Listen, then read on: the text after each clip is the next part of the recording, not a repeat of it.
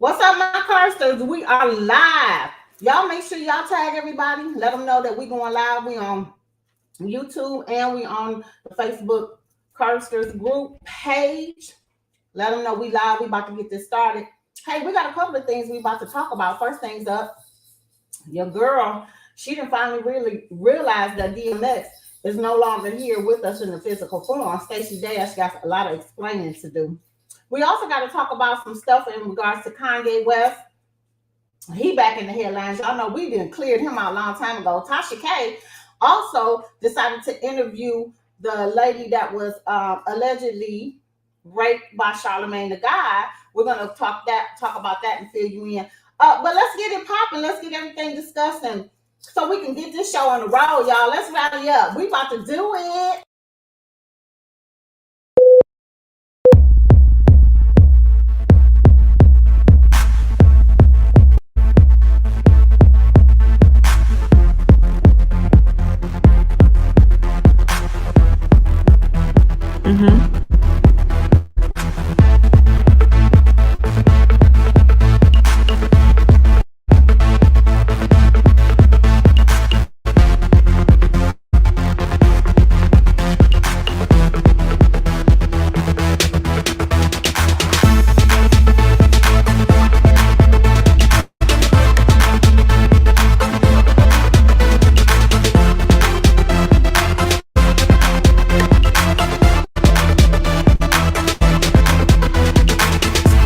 Girl, let's start this show.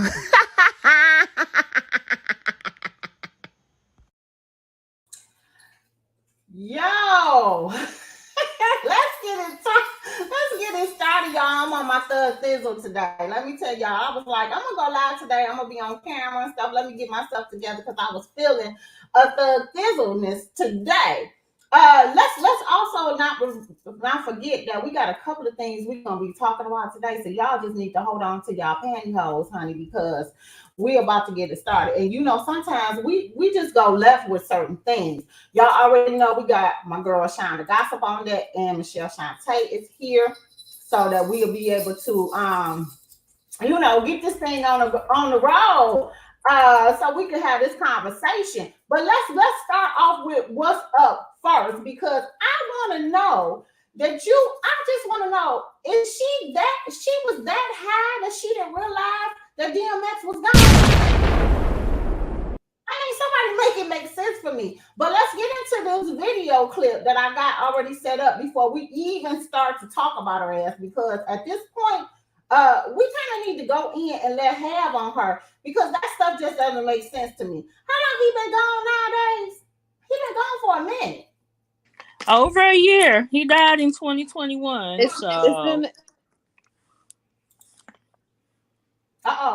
don't hear you. What happened?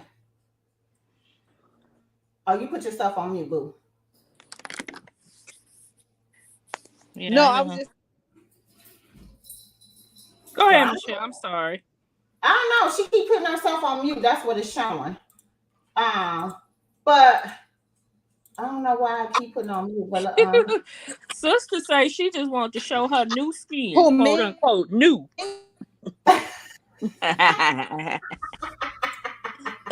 Her new skin. What in the world? What in the world? I mean, you know, she is looking a little pale nowadays. Shawn, when you sent that to me, did you send it to my personal page?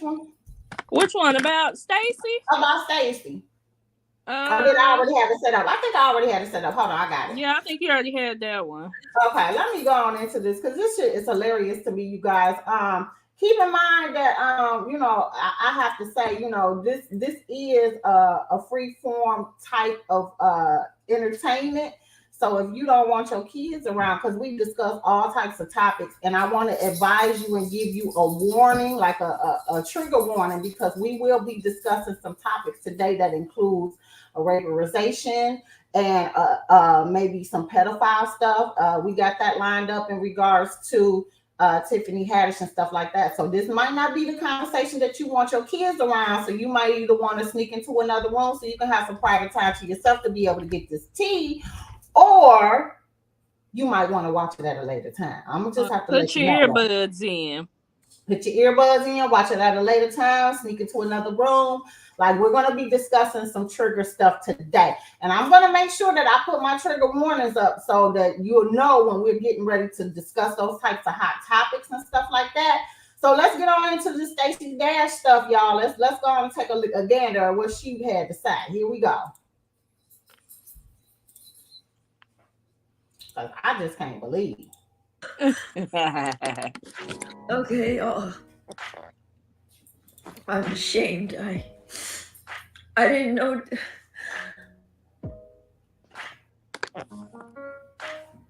I didn't know DMX died. I didn't know. From a cocaine overdose.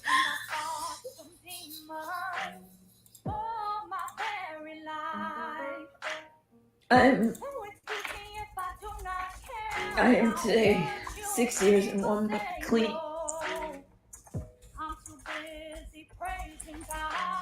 It breaks my heart. It breaks my heart. He lost to it. He lost to that demon of addiction. Please don't lose. OMG, Stacey Dash. Oh,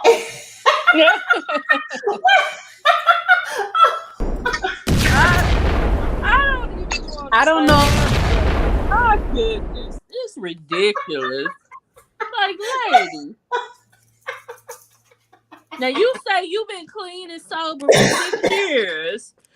So, I think so, Dr. J. Dr. J asked, is she bleaching her skin? I believe she is out here doing a whole Sammy Sosa. She tripping. First of all, let me just say this before we even get indulged in. Why they had the music in the background like that? Like, I've been hurt, Lord. I've been hurt, Lord. Girl, Stacey was trying to show how she was feeling.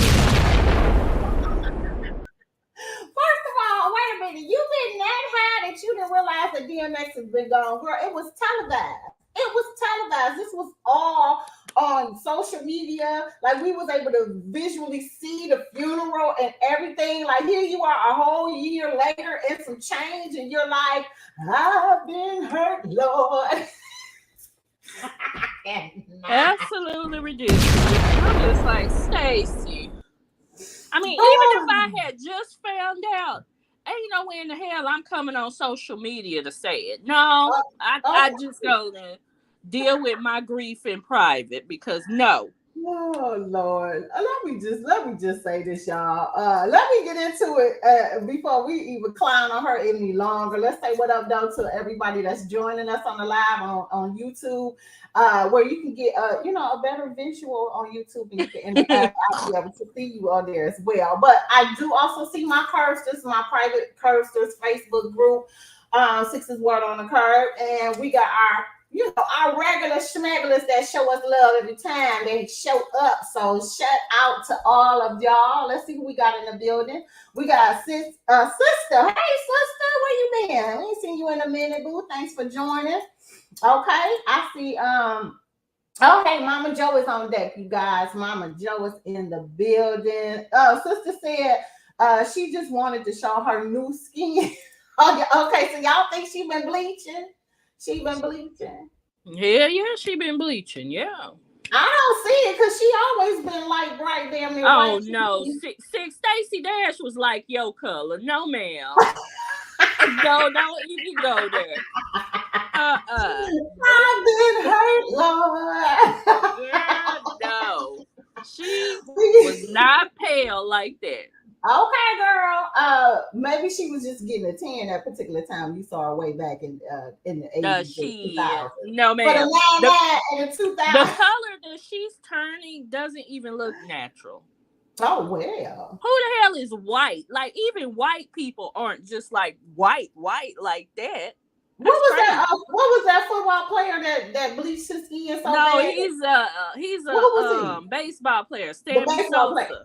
Oh, girl, I was like, homie, what have you done? And that's about what she looked like. Yeah, looking she like very a good. damn ghost.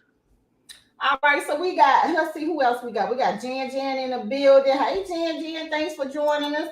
Oh, yes, and we got Sarah on deck. Sarah, you've been MIA for a minute too, but I'm so glad you was able to join in. She said just put all the kids to bed early. Just get all of them, just scoop them all up, put them in the bed early. Get the hell out of Dodge. Tell them it's grown folks night. Y'all got the whole weekend before school starts, so y'all better get into it, okay?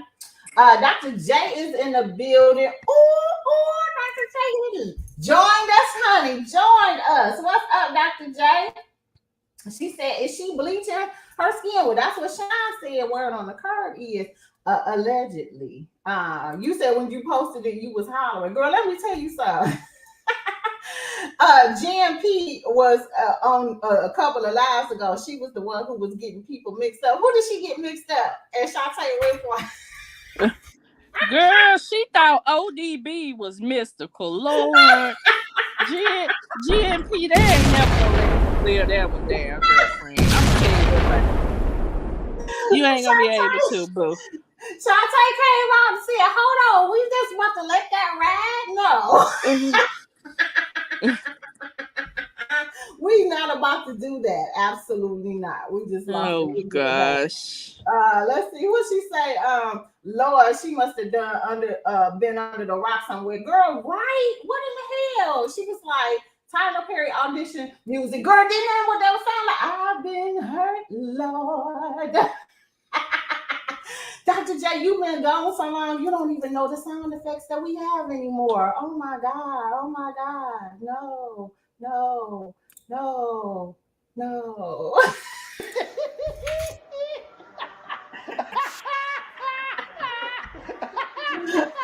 Let me tell you, I always gotta pick with my Dr. J because she be doing disappear acts on us sometimes, and then she have to get caught back up. We still love you though, Dr. J. Oh Lord, it's all love. All right, check it out. Let's see. Okay, you watching on YouTube? She buying that drugstore makeup. Well, you know she ain't been employed in a long time. She was just on that Carter Chill show, wasn't she? She was, but I don't think they really gave her no money. They ain't gave her no money. The hell? What the hell? Yes. So what she say? I'm not even white like that. What are you talking about? Girl, she talking about damn Stacey Dash. Girl. Jen, you on your third thistle today, like I am. Check her knuckles; they'll show if she bleached it. Ooh. Girl, her ass, well, allegedly. Girl, everything on here is alleged until I got actual factuals. Okay, she said, "Leave her alone." Okay, y'all just leave me alone. No, Lord have mercy. What she said? She said Stacey got a little bit of cash and she can bleach better than others. We know, girl. I don't know what. I don't even know why they be giving her the attention anymore. Like she done turned her back on us a few times now. I don't feel sorry for you that you just not realizing somebody with a higher stature than yourself has gone and passed away. Like this is something that you should know. It's Michael, it's Prince, it's Whitney, and it's okay, because I don't understand. Okay. All right, y'all. We got a lot to discuss today. So y'all just hang on to your pantyhose. We finna get into the next hot topic. So the next thing we got and I don't even know if this is even something that y'all even care about, because when they brought it to me, I was like, well, do we really give a damn? Because this is something that we just don't talk about, which is Blac Chyna. She ain't been in the doggone limelight since she was being taken to court by them Kardashians, aka the Kardashians. Okay, but the Jasmine brand is reporting that Blac Chyna ranks as 2021 top earning OnlyFans creator with 20 million monthly, followed by Bella Thorne and Cardi B. So they say that the social media platform, which has become popular amongst creators selling sexual explicit content and having private interactions with followers, has released its financial results for the year that concluded on November 30th of 2021. So this is almost a whole year later. And Yeah. I mean, we good ways into 2022, so it seems right that they're releasing that information now. But what in the world is she doing on OnlyFans to rake in them type of views? I want to know. I mean, let's be real, y'all. Her sex tape didn't get no views because it was some hot ass girls. Well, shit. Apparently, she doing stuff that's attracting a shit ton. Well, maybe it's better than what we saw in the doggone video that got leaked out. I honestly didn't see her sex tape. Girl, I ain't saw nobody's sex tape, but Let me tell you something. She leaked that out her damn self because nobody really cared about whether or not what she was doing. They wanted to see was she about anything, and that video pretty much showed exactly what it was about. So, absolutely nothing. So that's why I said at this point, do we even care that she is the top 20 million on the list? But according to the Jasmine brand, I guess people really do watch her and stuff like that. They say that the reality TV star and beauty entrepreneur reportedly earned the most money amongst the OnlyFans creators in 2021. But I don't know. So they said that former Disney star Bella Thorne took in the number 2 spot with the estimated $11 million. And then Cardi B came in with 9.3. Well, damn, they breaking that coin down to the OnlyFans. Jerron, no wonder you've been recommending that for years. Jerron said OnlyFans. I guess I came in at the right time. You need to get an OnlyFans for a long time. She said she came in at the right time. We talking about the OnlyFans. You sure did, boo. Dr. J said she didn't know she had one. You know what? It didn't surprise me, Dr. J, to hear that she did have one, to be honest. Because and I'm just gonna keep it all the way real. She's been trying to be like Kim Kardashian for the longest. She's been wanting to be Kim. She thought that when she got with the brother, that it was gonna be nothing but smooth sailing. Why y'all ain't telling me I have my doggone microphone? Y'all can hear me? Am I loud enough? I ain't even have my microphone down. Ain't that something, girl? My microphone is good at picking up that stuff then, because hallelujah, y'all still was able to hear me. But you hear me a little bit better now. Is it clear to you? Can you see me? Picture me rolling, okay? Oh my God. Let's see. What else they said? Hey, boo. She said, I've been trying to put you on, Shine. She said she's been trying to put you on for a long time. I mean, I ain't gonna lie. She has for a long while. Mm-hmm. She need to be paying her baby daddy's child support since they have the kids more than her. Oh, well. Y'all cold-blooded, okay? What they say? Oh, okay, you responded back to her. You loud as a mug. Let me tell you, I am hyped. I told y'all I was gonna be on my Thug Thizzle today. Would y'all like my radio version voice, or would you like the real Sixx voice? Because it's different kinds. Okay, that's right. Picture me rolling. Okay, what'd you say, Dr. J? I'm sure the Bunions lovers won't like that. OMG. Well, shout out to her for being the highest paid. Congratulations. You finally made a list worthwhile, Yeah, don't make your coin Black China. I ain't mad at her. Shit. I guess you can't be mad at her. Because girl, a lot of make the stuff that that's been money. going on. Make that money. Take that. Take that. Let's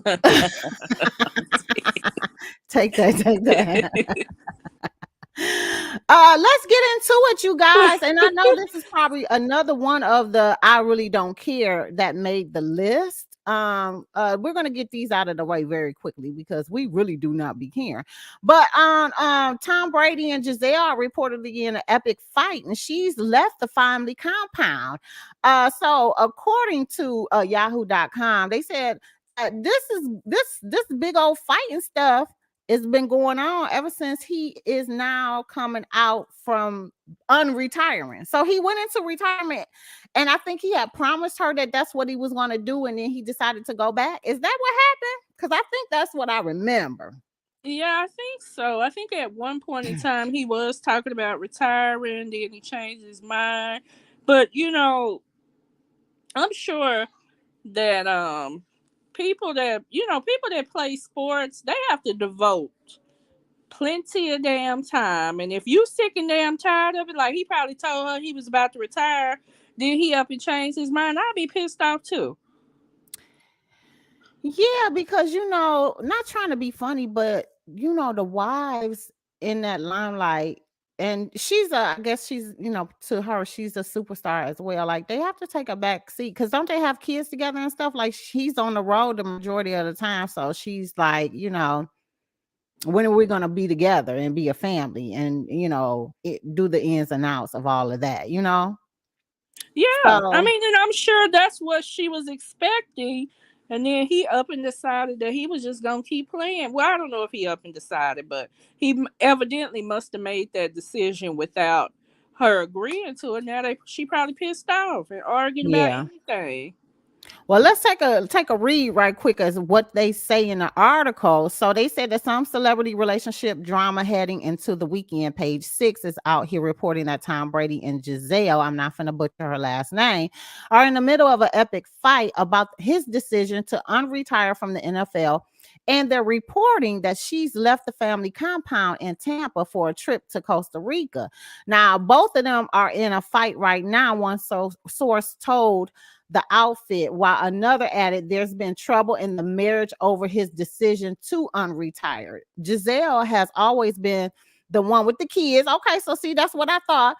Have always been the one with the kids. They had agreed we would retire to focus on the family. Then he changed his mind. Meanwhile, a third source claimed that the couple have a fiery relationship and that Giselle is a bit hot-headed. Interesting. They also stated that the notes that after Tom unretired, Giselle also went back to work. It's almost like Giselle was like, well, if you're going to keep playing, so will I. She's resentful that Tom is still the football star. Oh, wow. But you can't be sitting up here. She didn't put her whole life and everything on hold to raise the kids while you've been out here devoting yourself to the NFL limelight. And she's tired. She wants you to be at home. So get home. Yeah, I mean, you have enough money. Now it's time to see. You done won your championships. Because, a lot of people want to stay in up until they win the championship. You've done all of this. So just go in and spend time with your wife and make your relationship work. Yeah, that's crazy.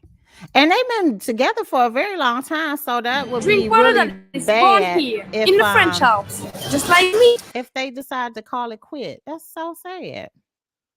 Girl. Oh, well. Good luck to both of them. You know what I'm saying? Like, I like Tom Brady. I'm not a football nista. I am, as you can see, I'm a Laker fan. That's me.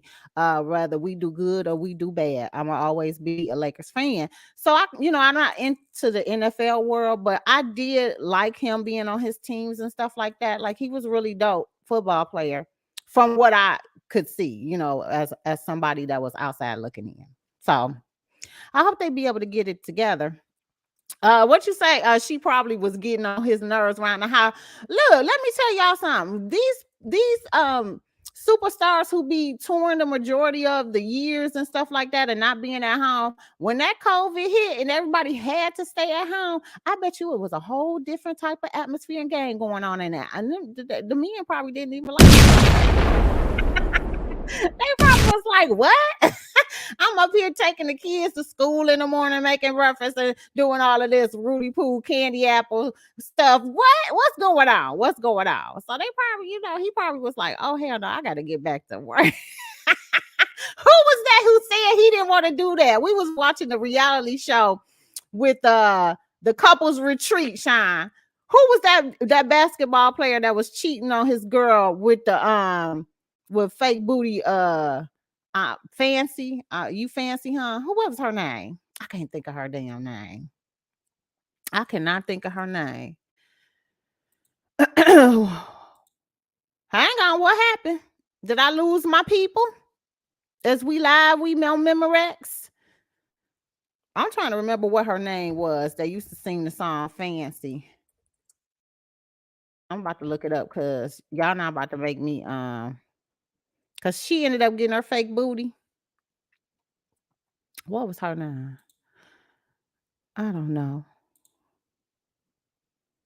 Okay, audio trip. I got you. All right, let me see. Let me catch up on this thread. That's exactly what I was thinking. Yeah. Cause don't nobody want to be, you've been gone, you've been doing you and taking care of you the whole time that you've been on the road, and then you come back home and then you like, oh hell, what the hell? What's up with this? She probably had a honey-do list long as a football field and wasn't having it. Girl, she probably had to get his behind in shape, in order. He did that a few times. They need that bread, and he keep telling their kids they live privileged lives that they need to be paid for. Oh, well, who was that who said that? Because honey, that's right on time. That's sound about what oh, hey Shauna, thanks for joining in. Jan, yeah, okay. That was Shauna who said that. Yeah, that's some crazy stuff. Giselle, not net is double time. She don't need him. She is worth 400 milli. Oh, dang, snap. Well, maybe she don't need him. Maybe she just like, she ready to go out and do her thing. You've been out here doing football stuff for the longest. Can I get a piece of the pie? Can I go out and get myself some relief as well? I don't blame her. Listen, it's his passion, and y'all can't tell him to give it up. We never know what's behind closed doors. Let me tell you, ain't he like 50, 1100 years old? Ain't it time for him to retire? Like seriously, you don't have longevity when you're in the NFL. Your body, like even with the NBA, your body tells you when it's time to give it up. Now, I don't know if he has had a lot of injuries and stuff like that. Like, Kobe knew his body was giving out on him. That's why he went on and retired. Like, you know when it's time to go. Don't be sitting up here trying to force the hand. What, you just gonna be the only old guy on the bench that comes up and just is still able to pop the elbows and throw the ball? That's what you trying to tell me? We just gonna bring you out for that? That's crazy. He was a star when they met. He was. Okay. Hey, everybody that's coming in, thanks for joining. We are sitting up here. Hey, Donna. We're talking about Giselle and Tom Brady. They're going through a breakup or possible breakup, or in the midst of it all. In my Yolanda Adams voice, in the midst of it all. Okay. Yes, we is like Izzy Azalea. Thank y'all so much. Cause I was trying to wreck my brain. I was about to look it up to see who she was. All she did was walk the catwalk, not ruin her body. So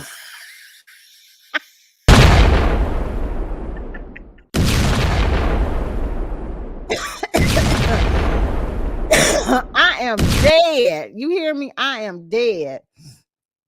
Okay, y'all let me know in the chat if you guys can still hear me, because I seem to be seeing like we're having some audio problems or something like that, and I can't really tell. So if y'all could let me know in the chat by giving me a thumbs up that everything is copacetic, you can see me, you can hear me, we're all good, because it seems like my co-hosts are dropping off like flies and having audio problems and stuff like that. So I want to make sure at least you guys can hear me as well. So just give me the thumbs up. Brady ain't shit without Giselle. Really? Why? Okay, I see the thumbs up. No audio problems. We good. Thank you. Wow. Okay, so you said he ain't shit without her. Why you trying to force him to retire? He still want to play. They still want him. I think it's his choice. He's a family guy. He's married. Okay, he has kids. You've been out doing your thing. And if we have an agreement that you're going to retire so that you can come home and be a family man, then that's what the agreement is. Why do you keep reneging on that? Maybe he needs to find other avenues because he's getting older. He's not getting younger. He cannot continue to play football for forever. Okay. So at some point in time, he needs to prioritize and come up with a new strategy. If you want to stay in the NFL, a lot of them decide to go and be anchor men for the NFL or on ESPN. Like, he needs to figure out another avenue because, your wife wants you home. She didn't dedicated all of these years to allowing you to do what you do. And now all of a sudden you reneging on it. So now you're going against your word. What's up with that? We can't have that. Tom Cruise still doing Top Gun though, but Tom Cruise is not married. Okay. And let's be honest, even when he was married, he was never going to stop doing his stuff. But that was the agreement because y'all already know that he was in that AKA alleged cult. I'm just saying, he's in a cult. He gets to do what he wants to do. And you have to agree to being into this cult and doing exactly what he wants you to do. Okay. Okay. I'm just saying. Y'all don't get me started on that, honey. Don't get me started on that Tom Cruise stuff. Okay. Don't get me started. Y'all already know we could go left with this Tom Cruise thing. And y'all already know. What's the name of the cult? The AKA cult. Alleged. Oh, Lord. Scientology. Them damn buildings be popping up. We got one downtown Detroit. Building empty as hell. I'm gonna have to take y'all down there. That shit is literally true. They open up these buildings and ain't not a soul in there. It's just for fronting. They just fronting, just perpetrating. Girl, they left one of they pamphlets on my door. I was like, ooh, hell no. I ripped that thing up. Girl, don't bring that in the house. That's what my grandma be saying. Don't bring in that bad juju. Don't bring that in my crib. I will pass. No, thank you. Okay. What they say, well, if I want to be an 80-year-old stripper, ain't not none of y'all gonna talk me off the pole and out of these pasties. Jerron, let me tell you something. If somebody is actually watching you be 80 years old on a stripper pole, something is wrong with them. It ain't you, it's them.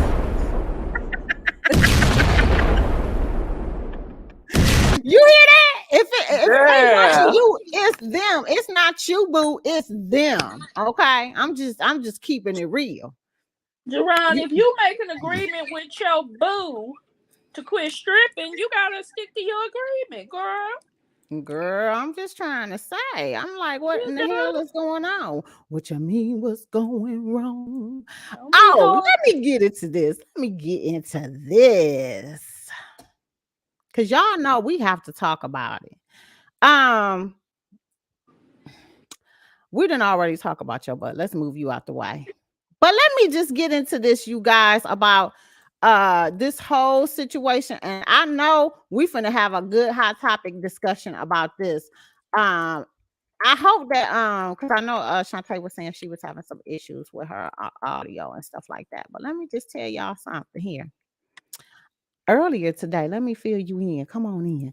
Let me fill you in. Girl, I'm up in. Wait. She said, bring the retirement home with me. You hear me?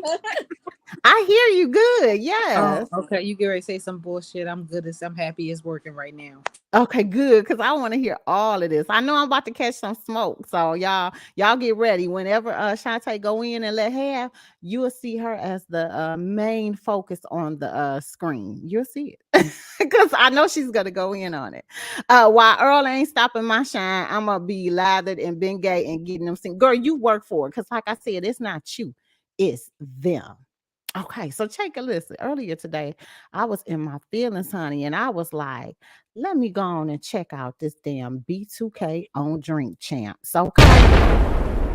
Because y'all know it's been a whole mess going on between the members and Omarion. Now, let me just fill y'all in if y'all don't know what's been going on. I'm going to give y'all a little brief synopsis. And y'all know I don't do recapitation, so you better enjoy it right now. Okay?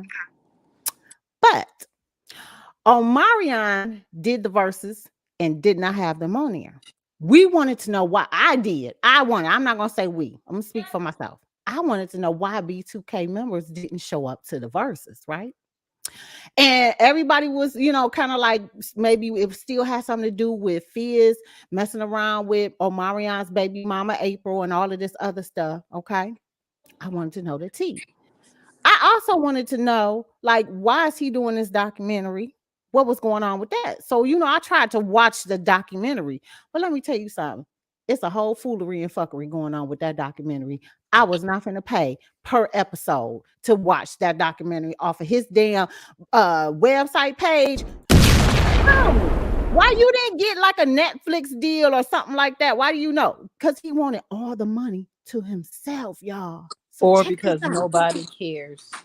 Oh, I was leaning more towards that, Michelle. But check this out. Look, they've been coming for me about B2K. But let me tell y'all something. I will continue to say that B2K has a large following. Like, they were the Millennium Group. I can't express this to you guys, even though that it's not everything that I love about the group, but I know how important they was to the teenagers at that time when they came out. It was just like our own, how should I say, who was the pop group back in the day? Like our own NSYNC, our black owned NSYNC. I could say it like that. That's what B2K was at the time when they came out. So, honey, they was on Drink Champs, honey. And let me just say, carry on the tea. Okay. Don't come for me, Michelle. Don't come for me. They spilled the tea. They told how they met. They went through like so many group members before they found the perfect four. But they have a whole. Shantee, you do not come for me. I'm trying to spill this tea before you come in on me. Danielle's kitchen, but go ahead.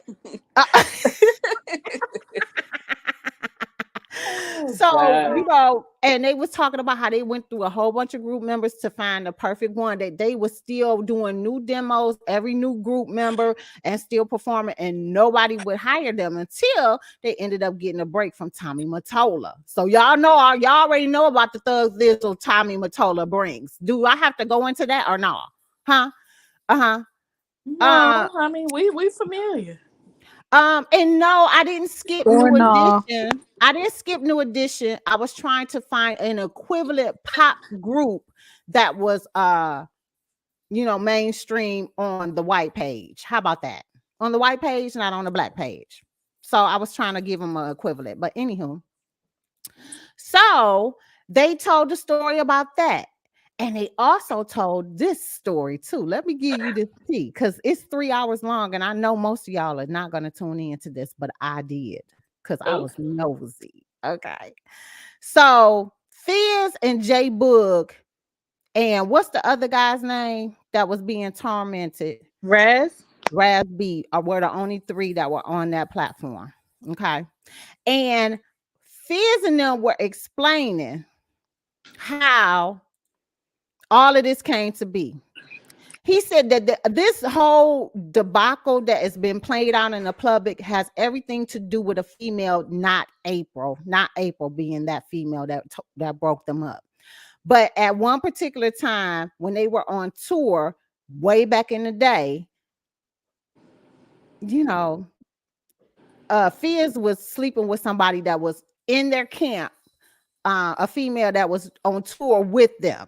He did not state who it was, but he also said that, they used to have their little group powwow. And the group powwow is basically how, you have a group of people who you grew up with, which were them. And y'all, no matter whatever the situation is, y'all will always be able to come to each other truthfully and have conversation and be able to, to express how you feel, whatever is going on, but not take it outside of the group. That's what it is. Like basically whatever happened in Vegas stays in Vegas, right? So then he said that, they were just talking about a few of the females they had smashed. And it came up when J Boog said he smashed this one particular girl. And then Fizz was like, oh yeah, and I was smashing so-and-so. Matter of fact, they had been together for like a year. And Omarion got mad. He said Omarion held his stomach and was clutched over, talking about, man, I really liked her. And the next thing you know, he went back to management because they were all in agreement that they were going to leave the management team that they have, leave this record label, and they were going to do other adventures because they wanted this to be something like New Edition, how they broke up into different groups and they were able to still make music, and some of them wanted to be solo artists, and they wanted to be a multi-group like that. And he betrayed the group, keep everything in house, and went back and told the damn management team everything that they had talked about. And so they ended up having a meeting with them where they said, well, we already know what y'all trying to do. We finna kick y'all off. We only need y'all to finish up y'all agreement on this, that, and the third. And Omarion is about to be a solo artist, and we about to give all of this to Omarion. I was like, you snitched. Just petty. God. Omarion is super damn petty. He's childish. He can't You need to sing. grow up, sir. He can't sing. Well, yeah, there's that as well, Well, we already saw that verses and knew that he can't sing when he had to go up you So do know. y'all Mario. think if the But other I members would have came to the verses that they would have won? Because I still think they would have lost. But carry on. No. They didn't have the catalog to mess with Mario. That's just it, And Mario is a singer. Singer, you guys. Let's be real. He is a true singer. And let me just say this, you guys, that the other thing that really tripped me out about all of this is that was not the first time, because I was trying to bring up a little bit of the clip so that we could take a listen to it. That wasn't the first time that Omarion betrayed the group. He actually he's done that a lot from what they were saying. So for those who don't really know the whole story about them, J Boog and Fizz were the only two in the group that stayed friendly throughout the whole thing. And then when Omarion got into the group and everything, he was kind of sort of already an established artist. And, he was trying to set himself to be apart from them at some point. But how he would set it up is he would come and he would, talk about some of the stuff that he wanted to do. So even after the demise, when they broke up that time and, they was trying, the record label and everybody was trying to get them to get kicked to the curb, Omarion reached out to Fizz and he was like, hey, he just called him out of the blue. He said he was in the studio, had been working on his own little thing, and he had a new manager and stuff like that. And he asked him, he was like, hey, I'm in your area. I'm about to pull up. He pulled up to the studio and they talking. He was like, well, I was kind of having this idea. And this is why I'm saying this, because we talk about R. Kelly on here all the time. We do. We indulge in R. Kelly. And I tell y'all all the time that R. Kelly's music would never be silenced because he wrote too many songs for too many people, and he built careers for some of these artists who shouldn't have had the opportunity to ride the wave. Okay.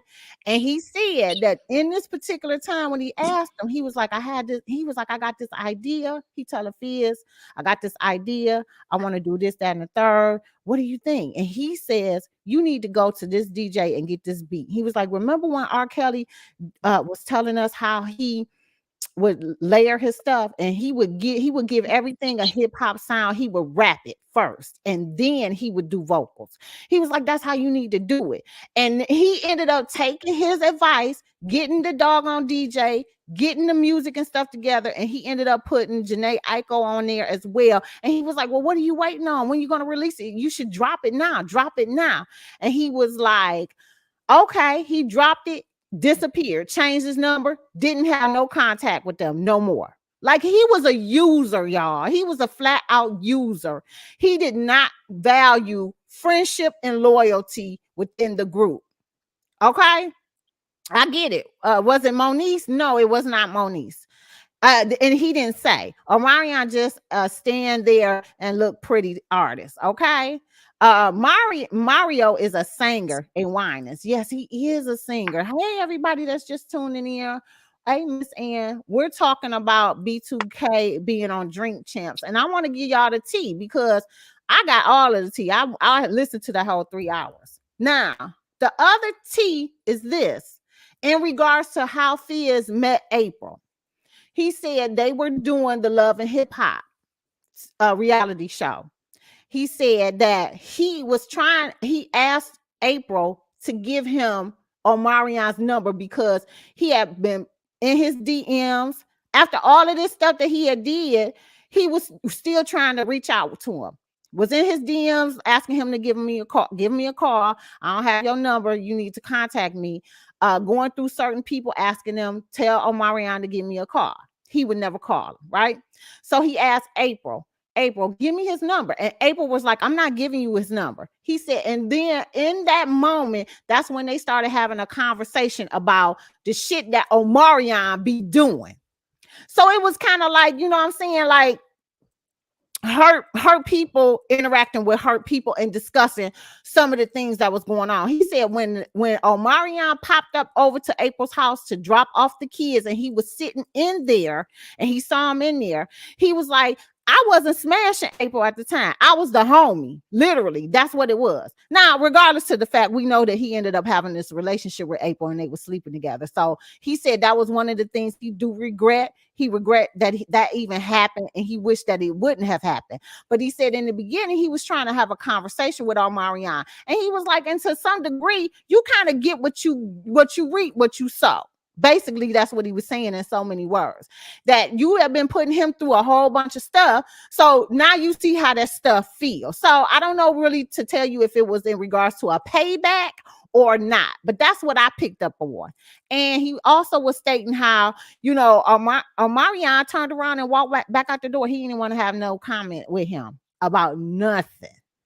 I was like, you know what? At some degree, you keep wanting to use your teammates when you need help, but then you check out on them when it's a possibility that they trying to put the group back together. So fast forward to the versus challenge, and this is going to be the end of this, yo guys. Fast forward to the versus challenge. One of the managers or whatever for Ray J reached out to BTK. He was like, yo, you know, we got Omarion and Mario gonna be doing this versus thing, whatever. Why don't you guys, are you guys gonna, you know, show up? Are you gonna show up and you like be his surprise guest? You know how sometimes on the versus they have a pop-up guest come up. So they was like, that would be so dope. And Ray J was like, you know, we could put that in, you know, we can do it. Sidebar conversation. Fizz do a mad Ray J and Omarion impression sound just like him. So he was like, no, he was like, well, I don't know. We haven't spoken to Omarion. You know, we've been trying to work together to do this back tour thing and everything like that.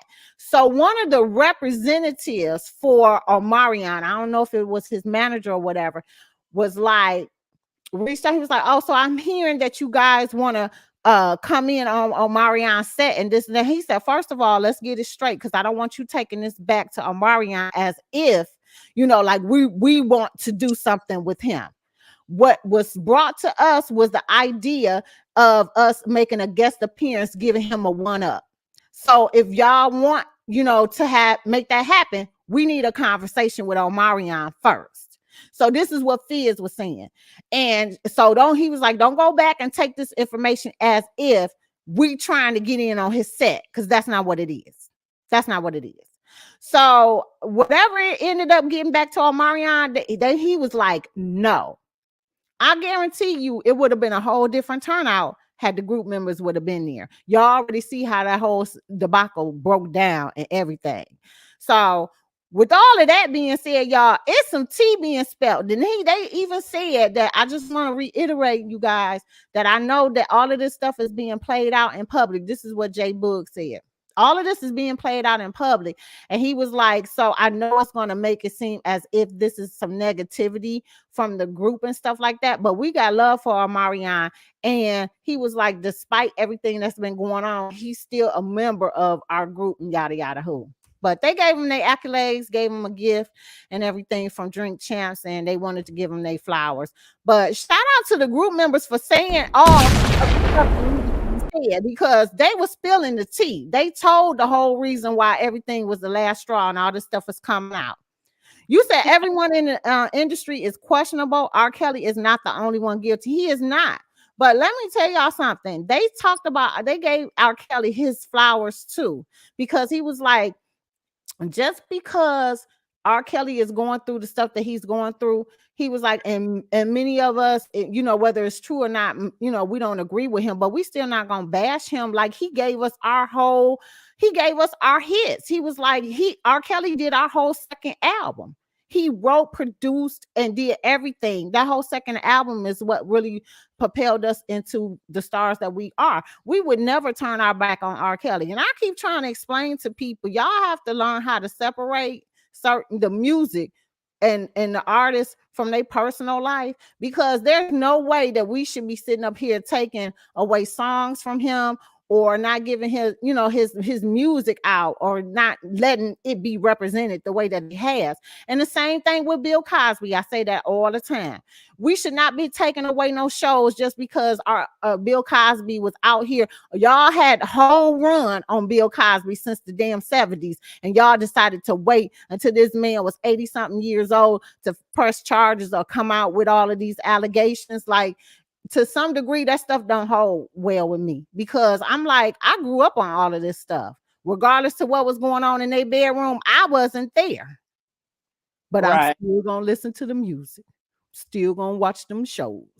Ooh. Those was part of my upbringing. I'm not dismissing none of that. None of it. You ready? Oh God. Look, I ain't even gonna hold you. It ain't gonna be a lot, right?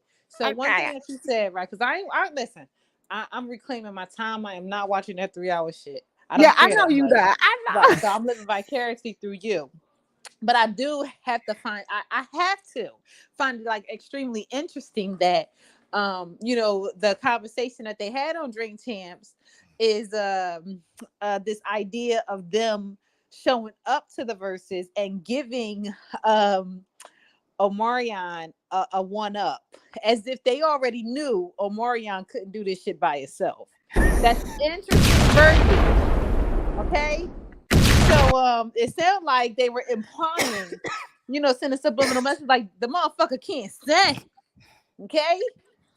And I do remember the conversation about the vocals not really being his and wanting to find somebody else to lead the group, allegedly, etc., right? So there's all of that. And I also have to point this out, right? While I don't agree with all of that, if you six were in my living room with my boyfriend or my ex-husband or whatever, and I'm not there, and I happen to come and drop off the kids, I don't want to talk to you. Yeah. What the fuck is you doing there? I don't give a fuck what you doing for me. There's another way to find me besides you going to my ex's house and asking my ex for my number, and my ex already told you that they ain't giving it to you. That's weird. He didn't go to the house for that. He didn't go to the house for the number. They were on set when he asked it. But by this time, they had established a friendship, and he was like the homie, and she invited him over. That's pretty much what he was saying. And as the homie, they should have said no. As the homie, they should have said no. But he did say that they had a reputation. He is one of those people. He was like, if I'm not with that person, he was like, and I know everybody got that girl guy call. He was like, with me, I don't give a fuck. If I'm not with you, then I don't care who you dating. That was what Fizz said. Fizz is supposed to say that because he fucked up the code. You supposed to messed up the code. But he also said that Omarion used to sleep with his exes and shit too. But that don't make it okay. It don't make it okay, especially but not your child mother. I'm just saying. I didn't say that it was okay. I'm not saying that you're saying it's okay. What I'm saying is, regardless of if Shaniqua did it to me, right? That doesn't mean it's okay for you to do it to me. Right. You know what I mean? Like, and you can't say that the code doesn't exist, because you kind of supposed to say that if you already broke the fucking code. like what the hell? So overall, I mean, I get obviously they were on Drink Champ, so somebody's following these motherfuckers, right? I'm trying Somebody to giving a tell fuck you. about their story. It just ain't me, and I'm a millennial. Okay, Uh-huh. I'm a millennial. Okay, but I'm the millennial who understands that Amarion cannot fucking sing. He can barely eat watermelon correctly. And we been knew that his lion ass was bothered. We knew that he was absolutely bothered. He is not unbothered. He's very much so bothered. He is. I believe all that, and I agree with that. That's it. That's all I got. Okay. I told y'all. I knew she was gonna come at me though. But y'all, let me tell y'all, I'm the only reason why I be pushing for this whole thing with B2K is because if they took over like they were really big. This was a big time group. Like regardless of what, they might not be hits for us, but they was hits to them damn youngsters back then in the day. They was going crazy over B2K. You giving them a lot of credit. Like they was good. Don't get me wrong. They was good.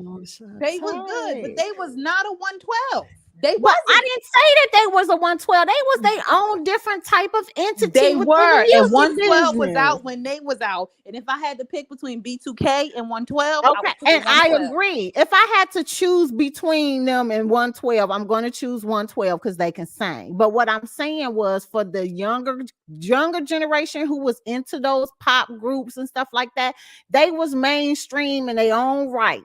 Like people be trying to shut B2K down, but they was selling out them big ass arenas. They was making that money, and he did talk about how they ended up, the record label ended up doing them wrong, and they was like, y'all gonna have to keep add on like some more tours because y'all got to make sure y'all recover or recoup this something fun that they had. I guess them the music industry people that was in there, the managers and shit, was stealing their money, honey. They was like not having nothing similar to how they was doing New Edition and shit. But I'm just saying, this stuff is interesting. It's interesting to find out the main reason as to why they break up. Like all of them are being in this public eye and being talked about.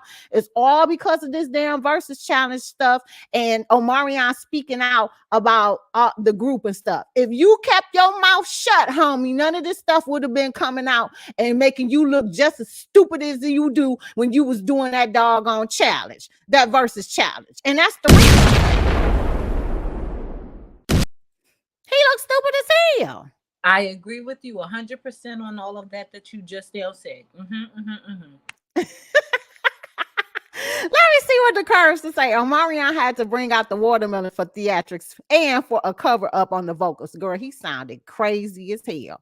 But we agree, share property, #April. Y'all is cold blooded. Meanwhile, I'm over here dancing hard as fuck to Poison by BBD. Get it, girl. Okay. That's still my shit. When I play that, the kids be like, Mom, this music sounds old. Up until they had to dance at the damn game last night. Then they use the music from Poison. I'm like, Poison. But it was old though. But you still can jump to this. Like you can still twerk and all that to this. Like don't talk about my music and y'all be using my shit. But carry on. Absolutely. Hey, shout out to BBD because, honey, child, they is one group that has went through a whole bunch of hard times and still been able to come out on top and created a whole fucking movie or docu-series about their whole life that still is bound to this day, and they ended up getting new albums. Shout out to BBD and New Edition, all of them, for real. They'll never go out. It's always I'm an any lifer. I'm for real. They'll never go out of style. They're gonna always be around till they can't sing no more. You hear me? She said that's sister song. Okay, Poison the sister song. When I play that in the car, I want to put it in park and get out at the red light. Who was that, Jerron? Let's go. I'm getting out with you. Y'all seen that video of them people in Texas where they was in traffic on the highway twerking on top of the car? I saw that. Poison come on. Yep, I'll do that. Girl. Well, let's get into it, y'all. We about to talk about this whole child. this whole situation with this damn Tiffany Haddish and Ari Spears. Girl, I thought you was Oh, getting ready to say something else. I was getting ready to go the fuck off, but we'll get there. Okay, got you. oh God, I'm scared. What was I about to say? Listen, I thought we was already talking about the real estate and the Roku shit. Look, I got my attitude ready, but we're not talking about that yet. We'll get there. We gonna get there. We definitely gonna get there because I'm telling you, my thug thizzle is hot. Okay. Hot.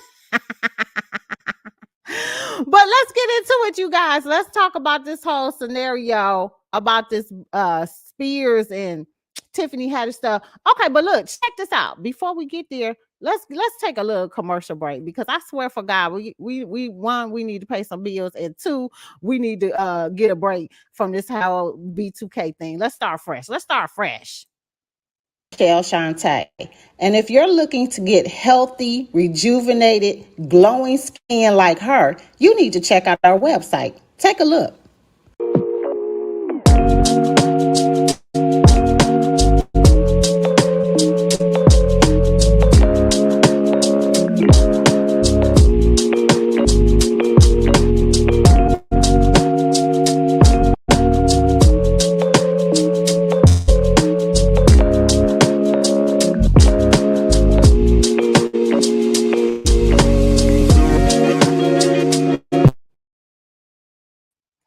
Yes, y'all go ahead and make sure y'all check out Michelle's website. That is Naturals by Michelle Shantee.com. Y'all can find her on Instagram as well and on Facebook. Y'all want some glowing skin, honey? I use her products every day since it came out. And I love it. Love it, girl. Love it. Thank you, So Callie. let me tell y'all, Yes, the products are bomb. the products is bomb.com. So check it out. If you guys are looking to get your skin back rejuvenated, honey, because if not, then you missing out. Y'all missing out on this hot products, honey. My favorite is the wash and the serum. The what is that? Yeah. The orange serum. Oh, look, she said yes. I love her products. The vitamin C. The vitamin C serum. Yes, I love that. Love it. It be Michelle, are making my these skin all glowy. are the products currently available? Yes, they Okay. are. Yes, ma'am. Perfect. Yes, I ma'am. will be placing in water. Yeah, I gotta re-up on my face wash stuff too. All right, y'all. Let's get into it. Oh yes, the Q said same. Oh hey, who was that? Oh, that was Jerron that said it. Jerron said she loved your products, and Secute sister said same. Okay, girl. And happy belated birthday to her again. I know we did already give her a shout out, but we want to say happy belated birthday to sister, right? Yes, happy belated, Yes, boo. sister. Happy birthday. Girl, I know you got all them notifications. We was tagging you in the group, so happy birthday. All right, let's get into it. Now, let me tell y'all, I do have a clipping of it, but we did go ahead for and bleep out the bad parts of this. Trigger warning. So let me put up the trigger warning information right now, you guys. If you got little kids and stuff in the room and you don't want to hear them talking about this stuff, then it's time to get them on out of the room, or check us back out, click out, come back in, one of the two. So this is in regards to child sexual abuse allegations between Tiffany Haddish and Ari Spears.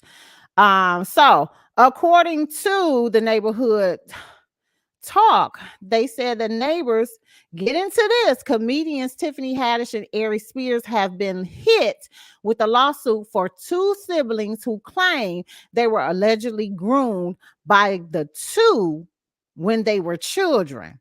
The boy claims to have been molested by both Tiffany and Aries. Now, Tiffany's camp is slamming the claims and say this is nothing more than them trying to get some money.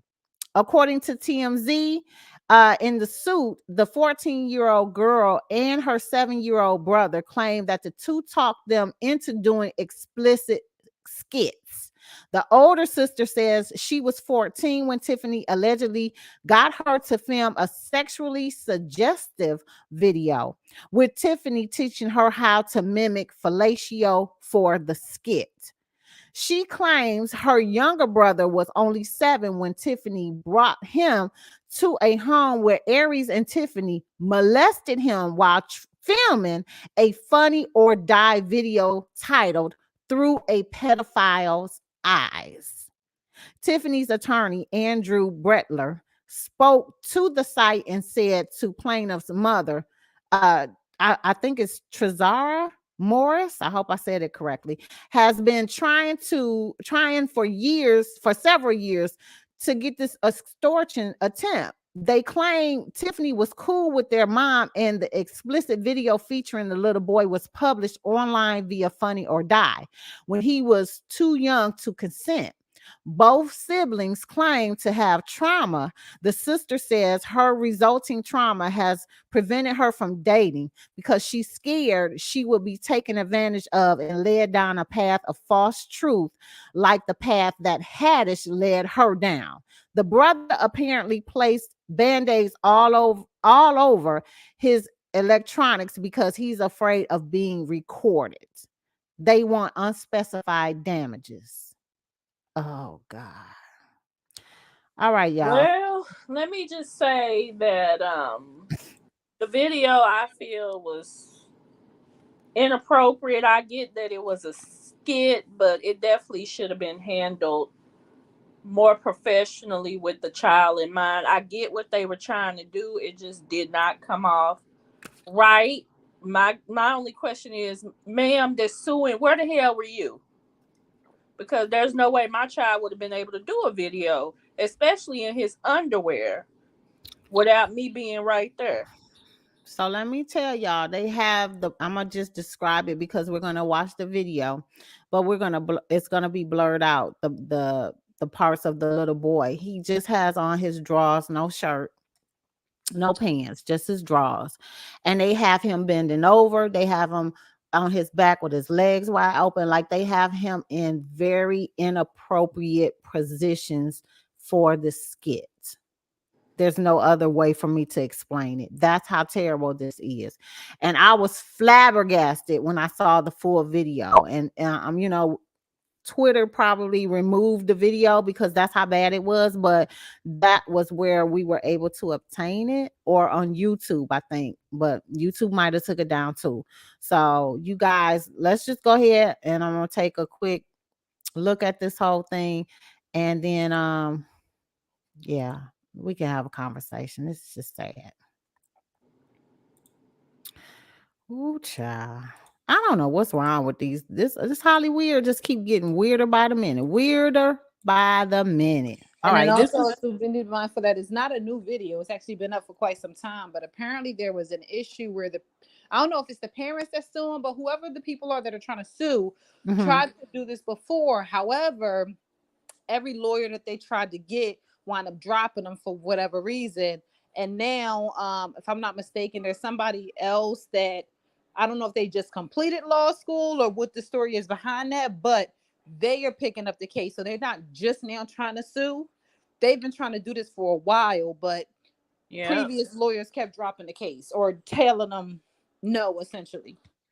Yeah. I mean, and they know what they're doing because they're getting it out here and capitalizing off of Aries Spears getting a little publicity from talking bad about Lizzo. So they're getting the video out. So if they don't win in court, they're going to win in the court of public opinion, and that may lead to a settlement. Interesting. All right. Well, let's take a gander, you guys. Here we go. Even remotely funny. People like them deserve to be in here. Although this will be very, very brief. Trigger warning, because this shit made me want to beat their ass. This is so gross. The song that's playing is my mind is telling me no. Okay, and keep in mind they're gonna be playing music, so I'm gonna have to bleep it out. Up under the jail, please. Like, protect our babies, y'all. This is really crazy, and it's not a game. It's really not a game. I know a lot of people. I get a lot of hate comments saying like, "Oh, that's not really what's going on." It's going on way more than we know. It really is. And it's not even under our noses, right in our face. But we refuse to believe it. This is disgusting, and it needs to be exposed. I know it's been a while since I made a video, but So they didn't show it? Hold on. I thought it showed it. Hold on, because I had got it all together. Oh, that might be just how they took the part out. Hold on. That's so sad, y'all. So that's him. I guess I'm okay. Oh, they must have bleeped out the rest. Okay, so they TikTok then bleeded out the rest because this part here where it's saying couldn't show you any of this was showing the boy doing the explicit stuff, but it was like a blur screen or something over it. But this was the parts where the boy he's looking at the boy through the holes in the paper. And they got the boy bending over, laying on his back, and doing all of this other stuff. That's what this party is. And so I guess TikTok has taken it down. Let me tell y'all something. They not playing. They I guess since all of this has been bringing up so much drama as far as like people are discussing about this whole scenario, this whole thing that's going on, they're taking it out, they're bleeping out the videos and stuff on YouTube and on TikTok. So if you haven't caught wind of it, unfortunately it might not be there for you to see. And to be all honest, you guys, I don't think that's something that anybody would want to see in the first damn place, because I don't know who in the hell thought that was a good idea. Flat out, who thought that was funny? Yeah, I'm like, did you think that was funny? Because it's not. It's not funny at all. Yeah, I didn't see it funny, and I was just sitting there like with my mouth wide open, like I can't believe that they had that little boy doing that stuff. Yeah, and I think it's even more confusing because they are both supposed to be comedians, right? And there was not a single joke that was told. It was horrible. Down to the bathtub scene. I'm like, what the fuck? Like, why would you do some shit like this? Like, there's a better way to convey the message that you're trying to convey, even if it is in 2020 or 2021, than to actually act it out with an actual minor. That's concerning. Yeah. Yeah. It definitely is. And I don't know where they came up with this idea. It's sick. Yeah, the video is available on Twitter still. Joy said, I know I clicked on it earlier. It's still there. So yeah, I mean, if you want to see what everybody is in uproar about, just Google Tiffany Haddish video on Twitter, child. It'll pull up now. Yeah, it's sickening. It's not appropriate. I don't know. Do y'all think they both should be canceled? And yes, absolutely. That is a good reason to cancel a motherfucker. Yep. Sure is. Yep. Because their career is acting, right? Their career is to be funny. And when you involve kids, no. Sorry. Yeah. I would love to question the parents, as I would in every other case, right? Because this ain't the only instance where something like this is an issue. But yes, cancel their ass. Yeah. I'm okay with them them being canceled. I watched the video and it made my stomach turn. Yeah. So yes, this is a very good reason to cancel somebody, because they were comedians doing a skit with zero jokes being told during the whole thing. Right. Like, there wasn't a single joke, but they went from one scene of inappropriate behavior with the minor to another scene of inappropriate behavior with the minor to another scene. So it's not like 30 or 45 seconds. And let me tell y'all, I told y'all in the first place. I told y'all in the first place that Tiffany Haddish wasn't no damn comedian, because her ass jokes is whack as hell. So I don't even know who the fuck was checking for her in the first damn place. And then there's that too. There's that too. I've never liked her. Like, never liked her. Thought she was funny. Her jokes was funny. Her shows was funny. Like nothing. The only thing that I do believe that she, brought some volume to was the movie that she did with Queen Latifah and Jada and them on Vacation or whatever. Like, if y'all, how most people who smoke weed like to watch weed movies, that was one of the weed movies you could watch and smoke and get high and crack up laughing really hard. But it was good. for those who don't. I think But most people appreciated Tiffany Haddish because Tiffany Haddish definitely reminds you of that regular girl that made it, if that makes sense. right. You know what I mean? It wasn't like people are raving about her because she has the perfect body or because she looks a certain way. She genuinely reminds you of the regular girl that made it. So she must have talent somewhere. And that's what I appreciated about her. Where's Yeah, the I mean, talent? I don't necessarily find her funny. She would be more like, and this is no disrespect to nobody, but white people funny, you know, like kind of, Yeah. you Yeah, I get know. what you're saying. Yeah. And so I get it why she's popping because when she does something, people do support. Yeah, I Janice, the purpose of the video was it was kind of supposed to be like a cautionary tale or a PSA about leaving your children with anybody like that. That's what it was trying to be, is like a cautionary tale. you know how they be doing the funny skits on Saturday Night Live, and it's supposed to be, it was supposed to be something to that nature, but it was an epic fail in my book. Like nobody thought that shit was funny or right. Fuck out of here. All right, y'all. Let's get into the next hoo ha. Unless y'all got some more questions about that, because they, to me, I don't think they gonna have a career after all this whole thing. To be honest. Awful, just awful. All right. So the neighborhood talk posted that these are her confessions. So I guess, and we got to get into the Kanye West thing. Kanye out here again.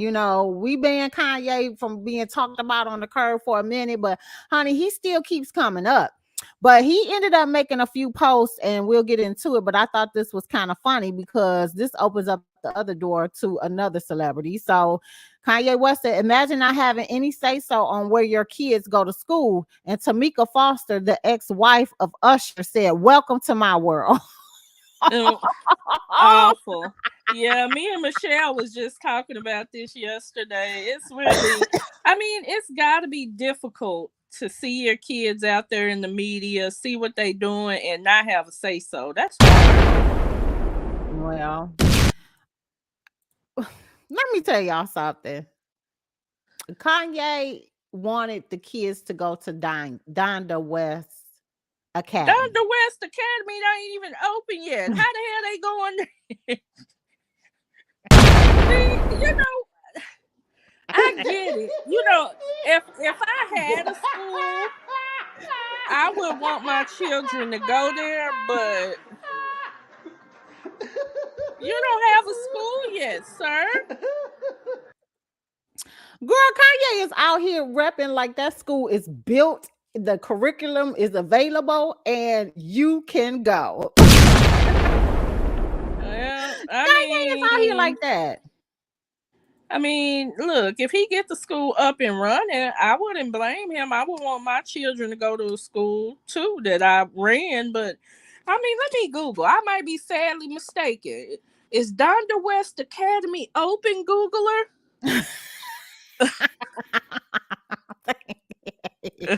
Let me check, because I might have my facts incorrect. If that's open, so is the Frederick Douglass Marcos Garvey School Board by Dr. Omar. Cold blooded. And if those schools are open, then that means NADA in the LIE wigs is available to purchase on the website. Oh, well, and that also means that Sixx has started making pasties. Hold on. Right. Kanye, wait, I did Google. We said we mistaken. They said Donda Academy is open. Let me look here and read up a little about the school. This is on distractify.com. In a recent Instagram post, Kanye West made reference to the Donda Academy, suggesting he wanted his kids to go there.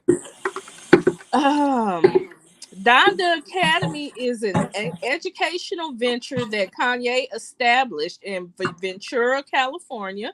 The school's mission is apparently to teach the children of tomorrow using an ethic of integrity and care.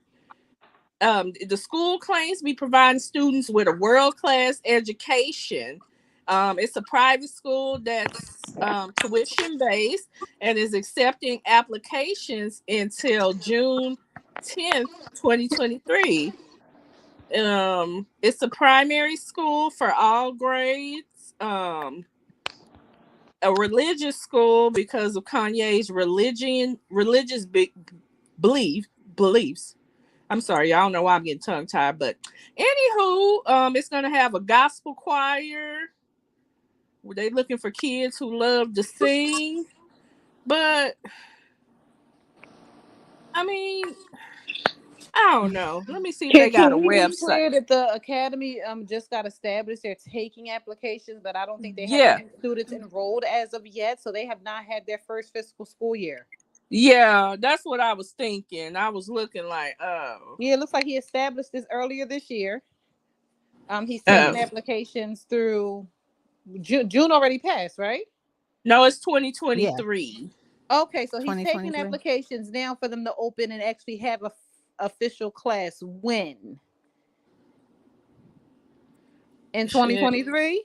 Girl, it say okay. If you go to his site, it has the option to apply for the 22-23 school year, which is the current school year. It says regardless of your tuition, of your financial situation, you can apply. They're going to have grants and scholarships and things like that. So, it does not let you know if it's actually open. I will be honest. I am looking at the How old is his oldest child? North, I think is maybe 9, 10. Okay, so he wants her to go to that school now, correct? Yeah, he wants all of them to go because it's a K through 12 school. And that's fine, but North has been in school for a couple years at this point, right? 9 years old, you're in what, the 10th grade?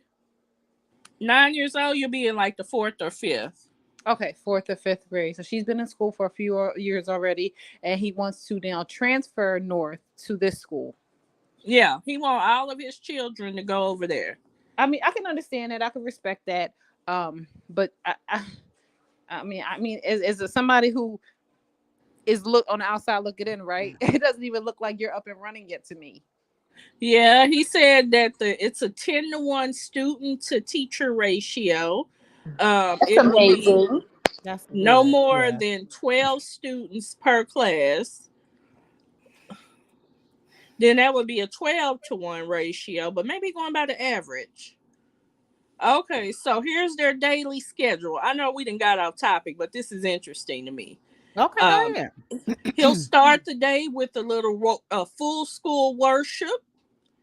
Then they're going to do their core classes, language arts, math, and science. Then they do lunch and recess. Then enrichment courses, including world language, visual art, film, choir, and parkour. Oh, well, okay. Okay, yes. Okay. Interesting. It's definitely interesting. I didn't even realize, honestly, that he had gotten this far with his academy. I thought it was just, just him dreaming. Like, yeah, y'all gonna go to Donda Academy. And I'm over like, Donda Academy? But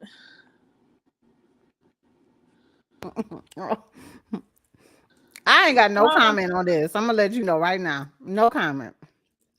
Well, let me see. Is Donda Academy accredited? Is it a real thing? While she looking that up, let me see. I think the accreditation really doesn't matter, considering we're in an era where more people are homeschooling anyway. So I don't really think that, as far as that goes, as long as they pass those milestone tests that each state requires when homeschooling or even in charter schools, then I don't think the accreditation really matters too much in that way. Well, sister said Kim and Kanye are both narcissist people and they get on my nerves. He has gone 8 bad words since his mom died because Donda would not be okay with him and Kim. I agree. I agree with that statement completely because Donda gave off a different type of energy that Kanye just ain't followed since his mom left this realm. God rest her soul. And Jerron said so. Basically, it's a cult home for kids. Got it.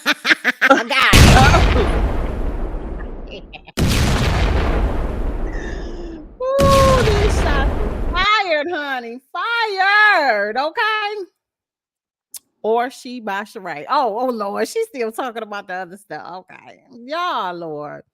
Well, we still got more Kanye information to go into, so let's just take a gander here as I pull it up because they said he returns to Instagram, and this was the family drama stuff that I was talking about that led up to that whole scenario about Usher's ex-wife saying, "Tell me about it." What do y'all think about that before we hit with what Kanye's tweets was all about too? I think that she What should y'all have kept think her about mouth that? shut. I think she should have kept her mouth shut because during that time where everything was happening, old girl was going through some shit, and rightfully so after what happened to her son. Right. I mean, if everything was everything, I mean, you can always go back and reapply for custody as long as you can prove whatever it is that you need to prove. I mean, normally, you know what I mean, when it comes to custody hearings, is usually in a mom's favor. The fact that Usher got them babies and you feel like you ain't got to say, sis, I don't know if you still in a special place. And if you are, I wish you the best of healing because you've been through some shit and I understand and respect that. But at the same time, the family court is always open. Yeah. Mm-mm. I like I told y'all earlier, I feel bad for any parent who truly cares about their kids, but you feel like you watching them being raised from the outside looking in. That's got to be a horrible feeling. Yeah, I agree with that as well. Um, they're saying it's two I different stand on what I said. scenarios. Sister said it's 2 different scenarios.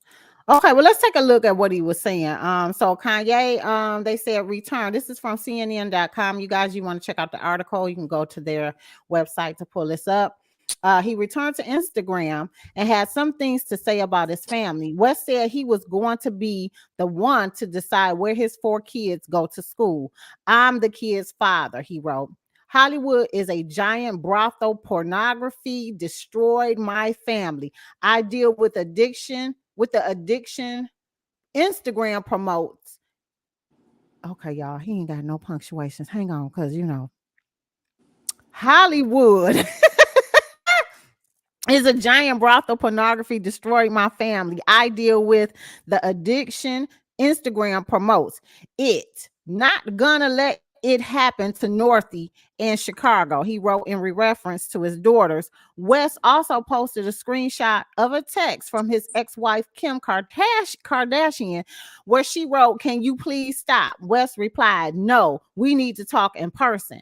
West shared a screenshot of a purported text message. Let me tell you, I'm trying not to laugh, you guys, because this just seems like his norm to go to social media to blast whatever is going on behind the scenes with them. So I'm laughing about this whole thing. But he sent a text message from his former mother-in-law, Kris Jenner, in which she asked daughter to have West stop the public exchange. Tell him to please stop mentioning my name. The screenshot of Jenner's message read. Purported message read. West also asked Travis Scott and Tristan Thomas, the father of Kylie Jenner and Khloe Kardashian children, respectfully, to side with him, writing, "We in this together, the 2 men." Kardashian's father You divorced so West used in to how February 2021. You said it right. You said it right.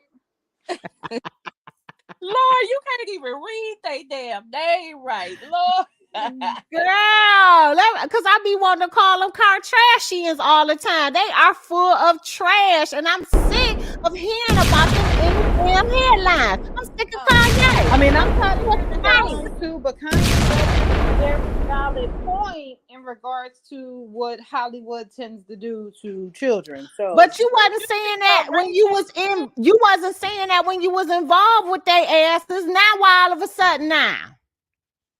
Did I you mean, see I don't disagree, but how long has the school been open that he now wants them to attend? You know And, what I I mean? His mean, school wasn't an the option school for that ain't been time. open long, but it's not even open yet. What the hell is we talking about? I mean, according to what Shaniqua read, that's kind of like unclear. So it Like the door's not open.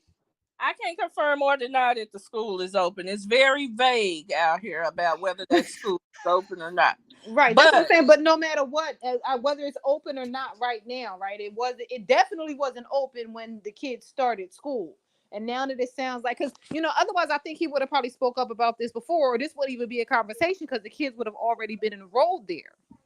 But my whole thing is, why is you over here complaining about something and the doors ain't open? You just accept the applications. Fuck out of here. Just hang on. Or talk with her behind the scenes. I mean, it's a reason why he's coming out now. He's saying all of this stuff, but you wasn't saying shit when you was married to her. You wasn't saying shit when you was fucking her. Like, let's be real. Listen, what I'm about to say ain't gonna make no sense, and I can't even believe I'm about to say it, but I'm gonna say it anyway. Y'all mean trash me all you want. Kanye ain't as crazy as we are making him out to be.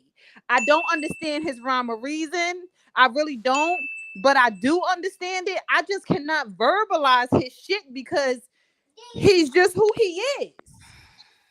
So come at me. It's okay. I don't care. I'll take the slack for this, but Kanye, he misunderstood, but I don't think he crazy. Let me say this. I'm not denying, not agreeing with him as to what he wants for his children. I'm just saying that he keeps going about this whole situation the wrong way. Right. Like, you don't sit up here and keep bashing the mother of your children or your ex-wife and think that you're going to get your way. This makes no sense to me. I agree. And also, in order for you to come out bashing Kim, you got to have clean hands. You don't, okay? And he been in this damn industry for a mighty long time to be sitting up here trying to spill the tea about the Hollywood. You knew about the Hollywood when your ass was in it. You was all gun-ho for it. You wanted to be in this. What, I mean, he did, but once he got out of it, that's when we started calling him crazy. But they do that all the time in Hollywood. So I'm not saying that I don't think that he is. Well, we know he has mental issues. People talking about Orlando Brown too, but Orlando Brown ain't crazy. He's not crazy either. I believe that they do this to shut them up. Hollywood puts this stuff or makes them seem like they did it with Dave Chappelle. They did it with Martin Lawrence. They do this in order to shut them up so that they don't talk about the shit that's really going on behind the scenes. Flat out. I know it. But what I'm saying is, you need to stop running the social media when you can't get your way. You need to be having a conversation with your ex-wife, or if you cannot handle that, then you need to be taking her to court. Right. To get your rights so you could be able to make decisions in regards to your children's lives. Exactly. I agree with you, Sixx, on that. He's handling it completely wrong. I mean, Kim might she might be a hoe, whatever we call her, but I haven't seen any signs of her being a bad parent. I haven't seen any signs of Kanye being a bad parent, except he's erratic. Y'all about to be mad at me. I wouldn't trust him around with my children alone. I ain't gonna lie, he erratic to me. I don't care what y'all say. I mean, and that's cool. But what I was gonna say is, we do not say that as far as don't come to the public about X, Y, and Z when the women are posting about the infidelities of, say, like Neo, for example, or the infidelity of any other man that was famous. But when a man does it and has a complaint or an issue, it's kind of like standard. That's different. If they come out talking about the children and talking about other parents, oh yeah, I say, girl, get your ass off social media and go to court. Cheating and all that bullshit, that's just nobody cares. But when you start involving your children, I really think it's inappropriate. I mean, y'all wasn't too cool about Irv Gotti coming out talking about Ashanti. Well, yeah, we wasn't. We definitely wasn't, and Ashanti wasn't saying shit either. But and she's still not saying nothing. But I mean, start talking about folks either. It's not like Kanye and Kim go back and forth in the media, and that's what makes it even worse. It's just him going back and forth with himself. That's why people think his ass throwed the hell out. Girl. And thank you. Who said that? No punctuation, but he wants to decide where his kids should be educated, right? That was a hard damn little paragraph to read. He has the right to be involved in his children and where they go to school. I really do feel that. He has the right, but he can't just go and say, oh, they going to Donda because I'm the daddy. That's something him and his wife have to agree on. Yeah, they need to agree on that. Or ex-wife or whatever, him and the mama. She makes sure she looks skinnier than her 10-year-old daughter when they pose together. So how do y'all propose?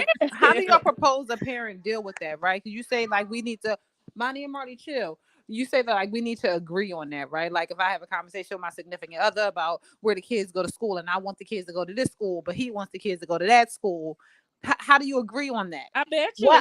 In a custody agreement, Michelle. I bet you. Usually, but to say that because she is the primary person over the kids, she got the last say so. No, I'm not disagreeing with that, right? If she's the primary or whatever, but I'm just saying, like when we speak of it, like how Shaniqua said that, he is the father, he should have some type of a say so.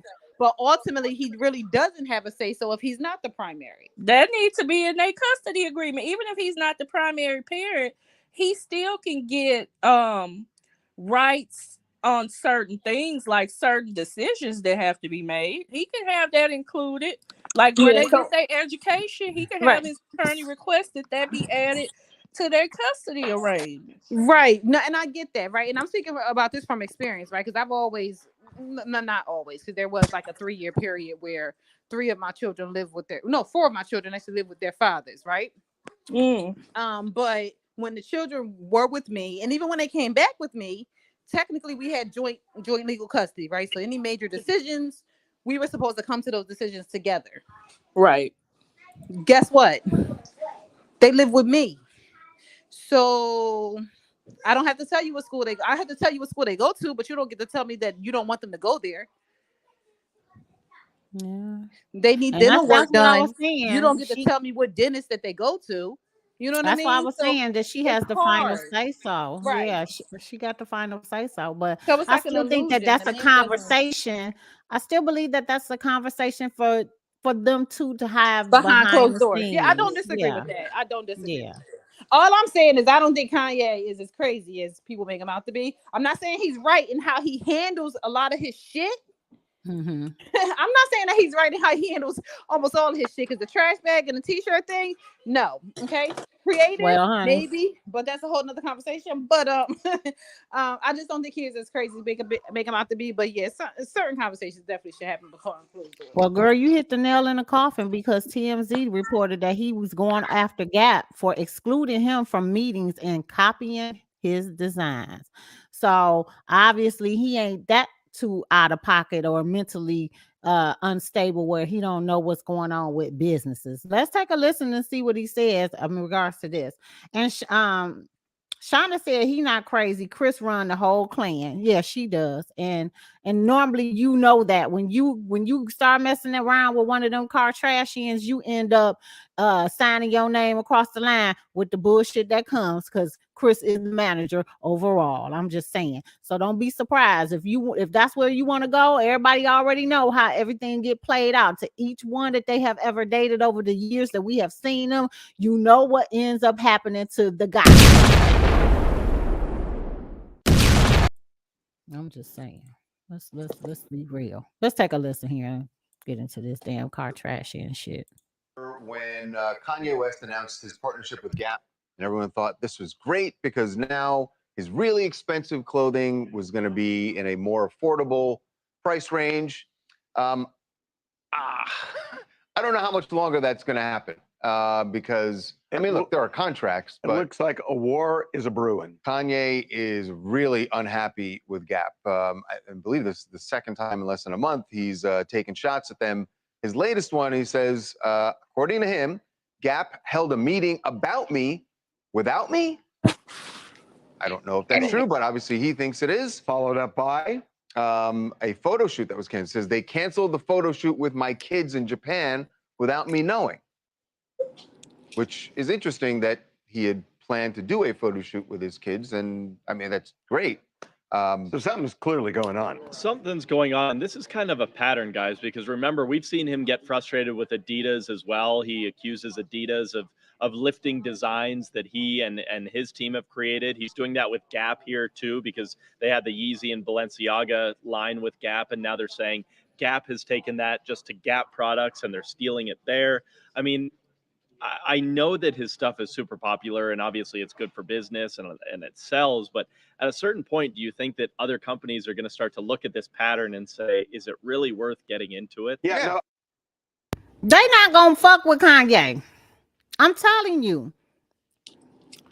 They not gonna want to mess with him. His whole thing was trying to break down the doors in the designer world. I get what he was starting to do or trying to do, because there were not too many black designers who were being able to get through the doors when you're dealing with all of these top-notch mainstream designers that have been out for umpteen hundred years. It's the same way that we deal with the same stuff as with these politicians that be holding seats for 500 goddamn years and they still stuck in the 1900s. Okay.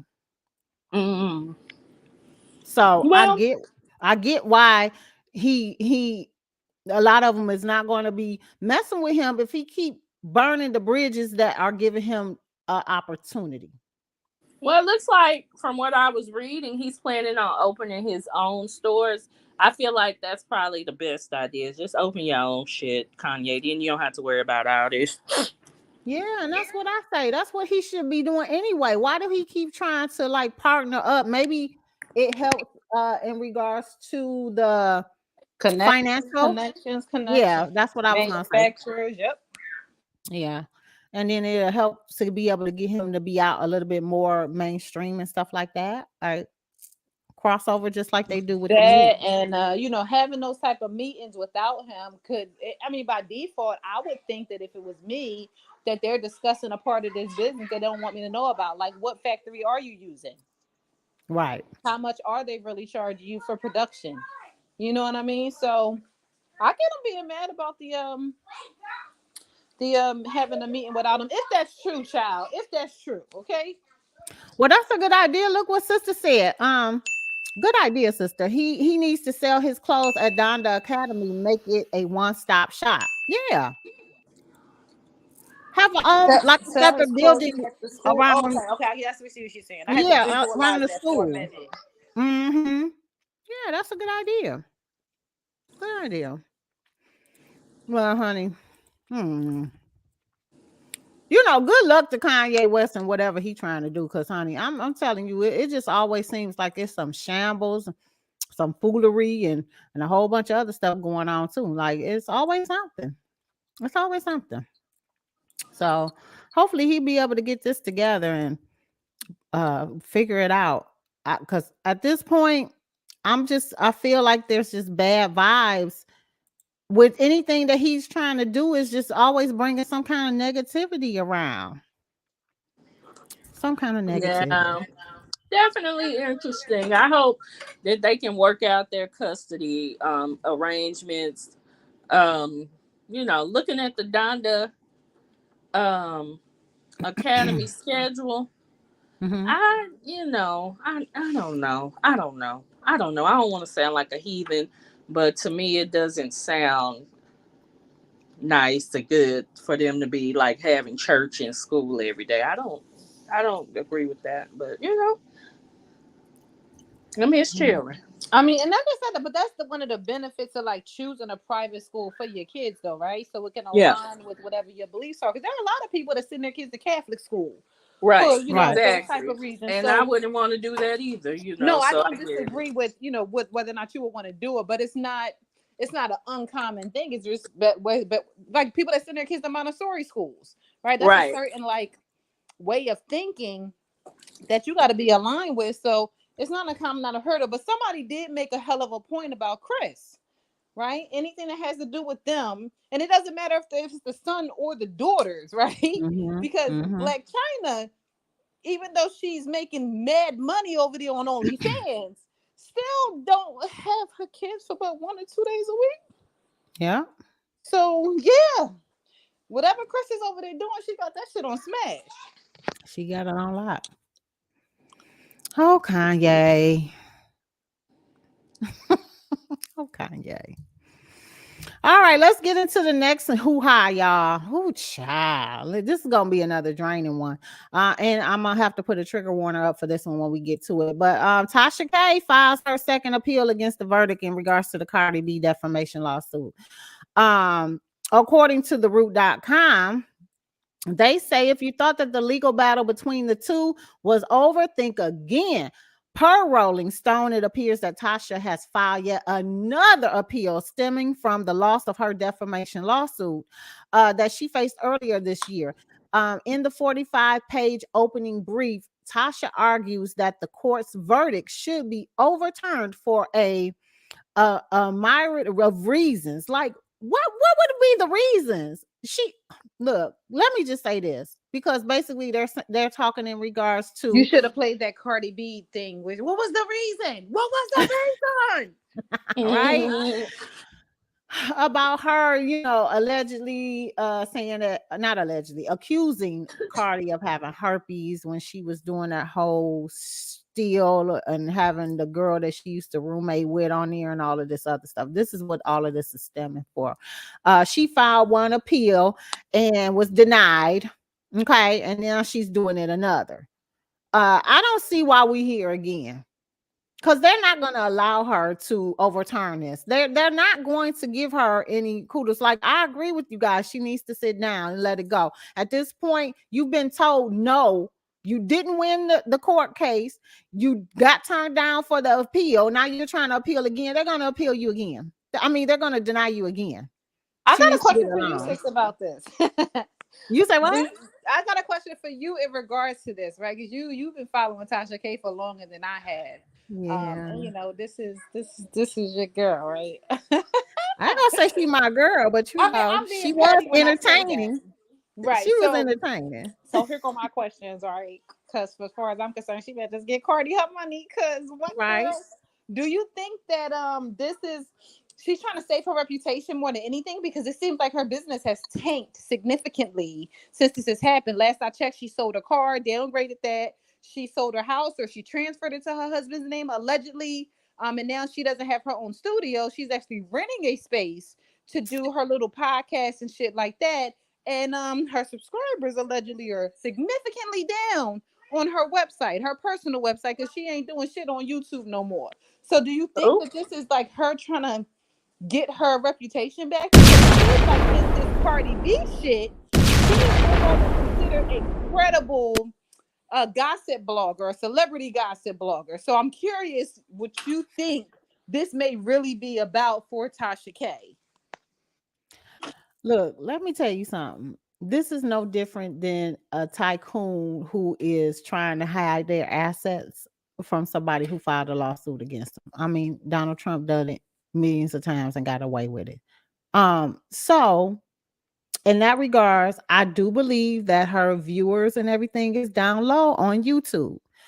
But I don't know in regards to her website, because I am not a paid participant and I don't know. But from what she be saying, she be bringing in mad loot on her website. Now, I don't know. In regards to her, I think she needs to pay up. I think she needs to let this go you're costing yourself more money keeping this in court, and you can't hold out as long as she can. In my own personal opinion, she can't hold out Cardi B with going to court because Cardi B got way more money than she do. That's my personal opinion. So you need to start making those payments, sis, and leave this alone, because I do believe that they're going to deny her again, and I believe that she's hiding assets so that she can't take from, you know, her business brand and all of that stuff. So yeah, she didn't have to trade in her car. She didn't have to give away that, you know, studio she had. Even though I don't know why she was doing all that anyway, because her studio was in her house. But when you start having, like, she would have guests and stuff come to her house to be interviewed, that's different. You need a studio for that. So I understand that aspect of why she was trying to do her own thing like that. But she was building her brand up. And I think that this whole thing is clashing and making her brand deteriorate, because now when she go live on YouTube, I don't be seeing, you know, a lot of viewers. And now it's like they tune in. Like, she just went live to talk about this whole Charlamagne the God raperization case that has, you know, got some more light shined on it again. She interviewed the lady. And I'm going to be honest with you, when it aired, she was telling people, look, I'm not gonna play this video or whatever if y'all don't get these likes up. So to me, that sound like ain't nobody tuning in to her ass. Well, she said she got 100,000 views already on that Charlamagne the God video. She do, but I didn't see them 100,000 views when she went live. Now they may have came in after I checked out, because, you know, it was a long stream. So, she said 9,000, I think. I saw her post. She said, thank you to all 9,000 of you who streamed live with me. Mm-hmm. Yeah, almost 100K likes, views on a 4-hour special. Y'all watched all of it. Wino's thought on last night's special. The Jessica Reed thing. So, yeah, I mean, you know. Can you hear me? Yeah, I hear you. My thought on last night's special is that she better hope Cardi B don't partner up with 50 Cent, because if she do, she gonna get her goddamn money, or she gonna drag that ass. Like 50 Cent drags Tierra Marie, who still owe his ass money. And he still ain't got it. He still ain't got it. He still ain't got it. I mean, not for nothing. It don't look like she's still making no money neither. But I'm just saying, you can't be expecting the whole you over there trashing her and you won't let her make the money. She can't pay you back either. So I mean, it's a two-way street. You're getting nothing. You're dragging her, but you're getting nothing in the dragorization. She ain't paying that bill. Scary on down to the OnlyFans. She can make some coin over there, you know. Yeah, she might want to figure out a way. I agree. Cardi B needs to get a loan and pay off her debt. They said that she is going to prolong it as long as she can, because she don't have the money. I believe that as well. He's not going to get it, at least until she makes more money. They also say that he got somebody else on his list. Oh, well, let's get into this whole Tasha K interview with Jessica Reed, you guys. Let me go ahead and put this trigger warning up, because this is in regards to the raperization I can't even talk. The raperization case that was brought against Charlamagne some years ago. And it's still getting some light shined on it, because now Tasha K has interviewed Jessica Reed, and she claims that she got the entire story of what happened. This is stuff that you have not heard before. Now, I haven't tuned into it, so I can't give you my rendition of it. I started listening to it, and then I got sidetracked. I checked out. But let's see if we can take a listen to what she ended up saying in a little brief snippet that Tasha K put out. Let's take a listen and see. Okay, here we go. And let me say this because I don't have a vendetta against Charlamagne. We've never done business. He's never been disrespectful or anything towards me. He's always provided a very neutral perspective to the things that have always been going on with me, or stories that he's reported. So me personally, I don't know him. However, you're not lying about this. Ariel, Myrtle Beach, South Carolina. I got this girl real drunk, and that sentence sounds a little fishy. I got her drunk. I didn't just get her drunk. I remember going. I went to the sex store and got Spanish Fly. Oh, so you raped her? Shut up. Spanish Fly. They sell it in the sex store. I'm telling the truth. They sell it in the Spanish store. I had the fucking. They sell knives at the store too. You could put that to a girl's throat and have sex with it. That doesn't mean it's illegal. So I put the Spanish Fly in the E&J. We drinking the E&J and shit. So in my mind, I don't know if this shit really worked, but I felt like I got horny as a motherfucker too. Right?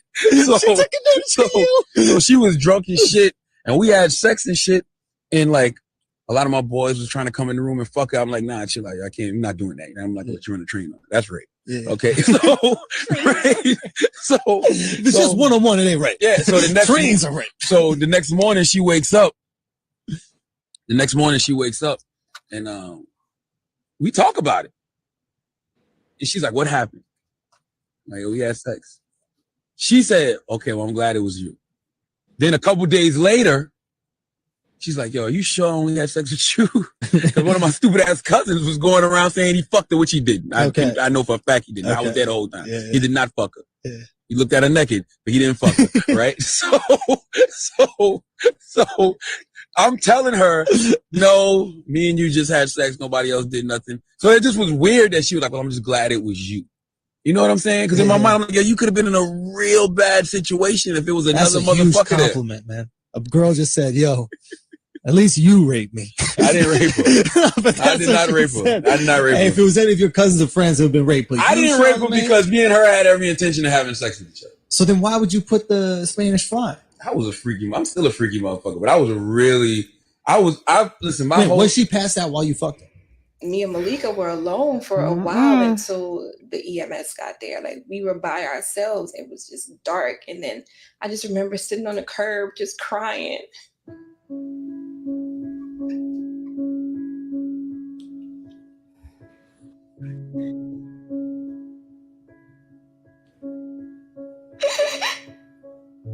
That's so fucking sad.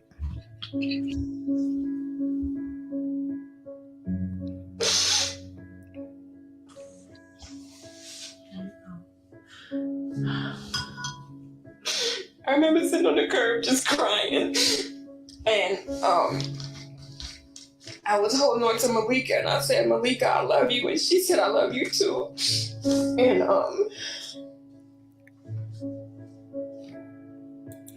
let me say this, y'all. That is messed up because when you have somebody that's in the limelight to be as big as Charlemagne is, and you have to see him constantly on different shows and all of this other stuff, that is so triggering. That's heart-wrenching. And Dr. J, let me just say that I think that her voice sounds different. I think she was a little sick or something prior to, but that was the reason why I believe that her voice sounded different. I agree with you, Sixx, and I really do feel for her. The case has been prosecuted criminally. Even though I don't feel like his plea was appropriate, it was served out according to the law. She's told her story numerous of times. I don't know what they want to happen now. I know Tasha had #cancel CTG, Charlemagne the God. So I'm assuming the goal is to get him canceled. I don't know. But I don't know what they want to happen now. I feel for her. I really do. But she's tried this before. I don't think he's going to get canceled. So what do you think? Do you think that you believe her allegations of what you said? I believe it too. I believe if he gave her Spanish Fly without her permission, that's rape automatically. You cannot drug somebody and then because they're willing while they're drugged, a drug person can consent. Yeah, that's just it. So yeah, it was rape, definitely. Well, she ended up posting a post from Andre Ferguson with Roy Boy Palmer. And I saw that. I guess that was Charlemagne's homeboy or something. I don't know. So what was he saying? Because the print is really fine. I can kind of make it out. Let's see if I can read it. Good morning, world. I just want y'all to know that I read the book Black Privilege. At first, I was like, hell yeah, bruh, doing big things. After reading that biography, I don't know, biography, fiction novel, I think that's what it says. I'm like, my bruh full of shit. This book has some truths, but the rest are all lies. This nigga done went Hollywood, shaking my head. I get it. Black privilege must be a movie script. My character is Anthony, the mad drunk who gets into the fights when he drinks. That's a lie. I'm a happy drunk who likes to dance. And when I'm drunk, laugh out loud, he said, in the school, he only told a random folk who were trying to be down and act hard. That was a lie. He was broke and wanted to go to Myrtle Beach. So he told the principal that our neighbor, Terrence James, had a gun in his car and he got expelled. June 8th, 2001. Oh man, I'm going to leave that one alone. Bill Cosby type of shit. He said he took his wife to Myrtle Beach. What he didn't say, okay, I'm trying to make it out. Hold on, y'all, because it's the writing over it. What he didn't say was that as soon as he got home, he showed me and Gerald, God bless the dead, the naked pics that he took of her on the balcony. A little Kim fantasy of his. Laugh out loud. I could go on for days, but I'm a chill right now because we close kin.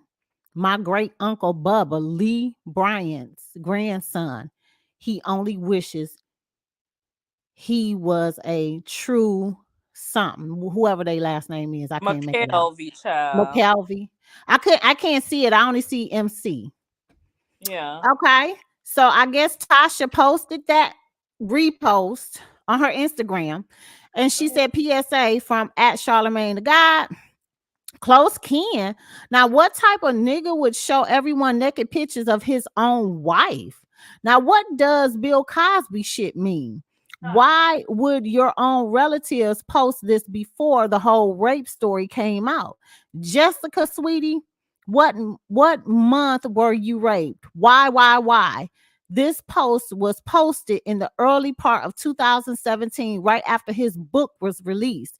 Now follow me here because the page may disappear. Let me tell y'all something. I got that book. I never read it. Black Privilege. Maybe we'll do it for the book club. If you guys are in a booknista, y'all into reading books or audibles or whatever the case, I did start a book club page called woo child, let me get my stuff together. Y'all got to check it out. Can you read or no? Yeah, can you read or no? And y'all can go over there to the Facebook page and follow, like, and get ready because we're going to start our first book. The first two books are already picked. But that's cold-blooded. Now that make me want to go read the Black Privilege book. Yeah. Well, I mean, if that's his relative, that's what he's saying. If that's his relative, he sounds like a stupid ass. I don't know why you would come out and speak about your relative, talking about he wishes he was a real McKelvey. I mean, he's a real McKelvey if that's his last name. That makes him one. Right. But as far as this situation with her, Jerron said, so he did a Bill Cosby and laughed while admitting to it. So yes, his ass should be canceled. Yeah, but they've been trying to cancel him for years. That's why I was saying it ain't gonna happen, I don't think. I agree with Shanika because he did go to court. He did whatever he did, and he did his penalty time, whatever the fuck you want to call it. Right. So yeah, I'm with Shanika. I don't know what else they expect. Yeah, I mean, it's unfortunate. I do feel bad for her. My heart breaks for her. I'm so sorry she went through, everything that she went through. But it's like, I mean, and since he has done his time and served his sentence, he's not supposed to work and have a career anymore, is what we're implying. Y'all won't let R. Kelly work. I Y'all would wouldn't let have let R. Bill Kelly Cosby Who work. is work? Don't y'all? y'all? He I'm can just talking work. about in general. I'm not saying y'all two. I'm just saying the Shit, R. public, the Kelly community. ain't done his. When he get out of jail, he can work if he want to. Yeah, I think the issue with R. Kelly is that he has never been penalized for whatever the fuck it is that Yeah. he's done. That's the issue. I don't care what nobody say. They not letting him out. Well, I know. That's why I I was mean, I being don't disagree, sarcastic. but if he was out and he did his time, he still has to take care of himself. Yeah, Right. he does. But ain't nobody gonna be trying to mean, work with people. R. Kelly. He come out. No. If he were to, if the charges were to get dropped now or his sentence overturned, people aren't gonna work with him now. Not in today's time. This country will be in a damn uproar. They ain't about to work with Robert. Mm-hmm. They not. But I get what Jessica is saying. She want to get her story out there, and she has every right to get her story out there. She really does. I And wonder.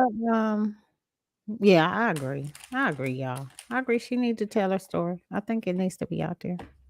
yeah, I don't really have too much to say because I've always said it before. Because I remember that videotaping. I was listening when he said it. I mhm. remember it.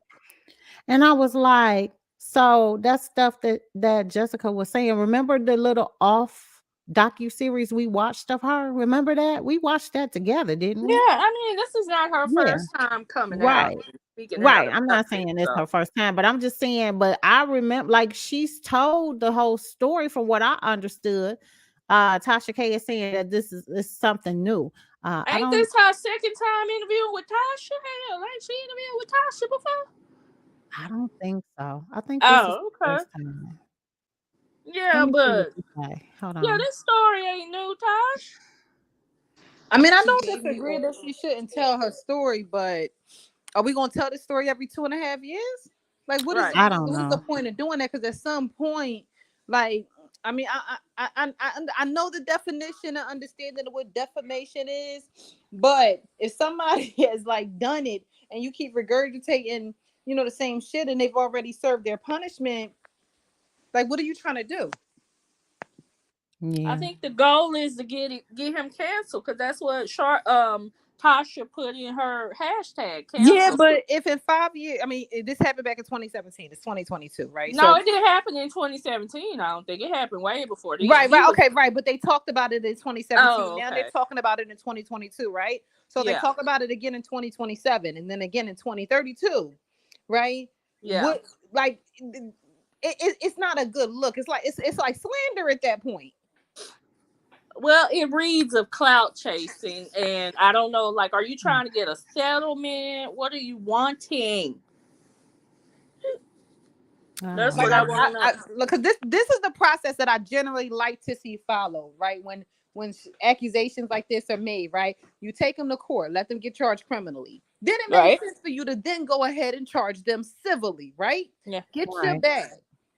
But She didn't do it civilly, probably because he was broke at the time. Now he done blew up, Yeah, but I don't know. Maybe I just don't understand.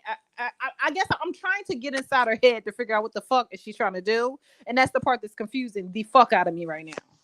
Shit, I think the goal is she doesn't feel like his punishment was adequate, which I agree. And the reason why is because if I'm not mistaken, if I'm remembering this story correctly, her mother wouldn't allow them to like pursue the heavy duty charges or something like that. So they were able to get him to plead to, I think, giving alcohol to a minor or some shit like that. It wasn't nothing to do with sexual assault. Right. So I think maybe her goal is for him to have a legit punishment, but unfortunately, that's not how the law works. So she's going the way she knows how, which in today's times is through interviewing and social media. Well, let's take a listen to this other clip because I had 2 clips set up. Let's see what she say. He gave me oral, and then when he was done, he came towards me and whispered in my ear, and he said, didn't I tell you I was going to take care of you? Ew. Awful.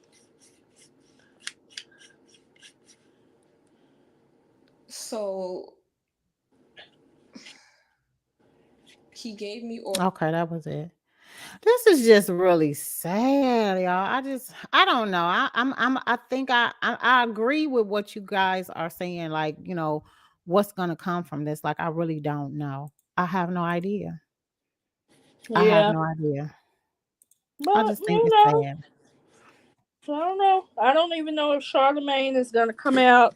He probably not even gonna address this and give the story Oh, he addressed more it already. attractive. He sent Tasha K a cease and desist notification prior to her viewing this live. Oh no, I didn't know that. Yes. Okay. So he did send a cease and desist, and she posted on her YouTube page. Well, you know how I get down with cease and desist. We still going live tomorrow at 7:00. Well, you ain't never gonna learn And your that's damn exactly lesson. why No, her you ass not. owes Cardi B some fucking money. That's exactly why. Girl, she ain't never gonna learn her damn lesson. Stop.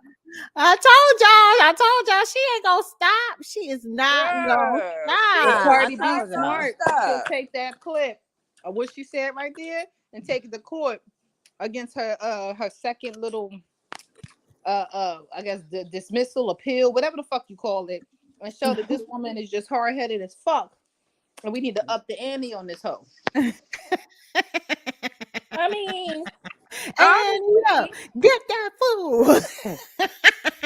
honestly though, I mean, how legally, I don't know the law like that, but it don't seem like she would have any legal reason not to air this interview. Shit, he down here admitting the shit too.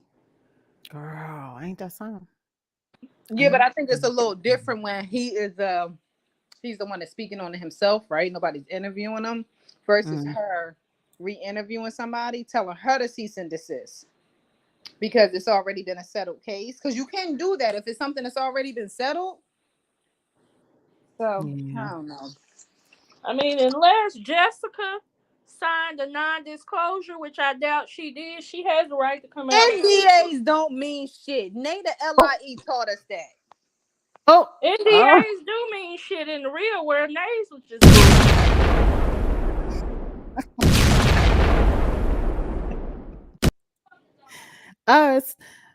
We finna take a commercial break before we get into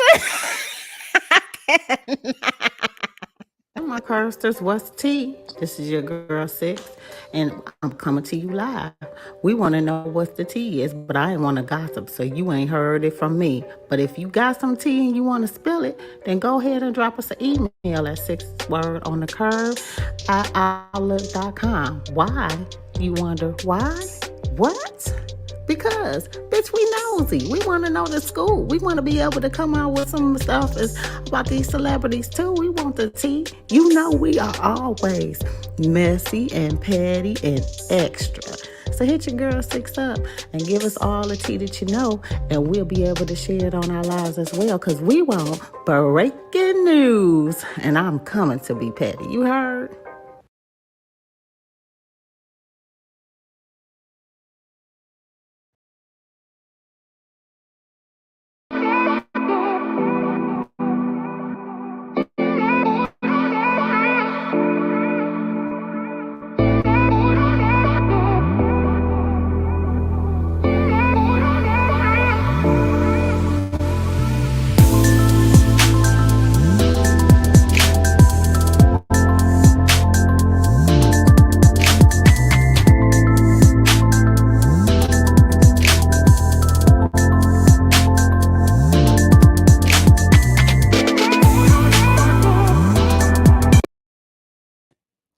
All right, y'all. That is right. If you got some news you want to spill, you want to let us know, y'all can always email me at sixwordonthecurb@outlook.com. That's S as in Sam, IXXWOTC@outlook.com. Make sure you put in the subject line, what's tea, so that I know that this is some tea you trying to drop so we can investigate and then bring it forth to the crew. Okay. And if you're looking for some accessories and some tees and sweatshirts, make sure you go to lmtbs.com and check out what I have there on the website.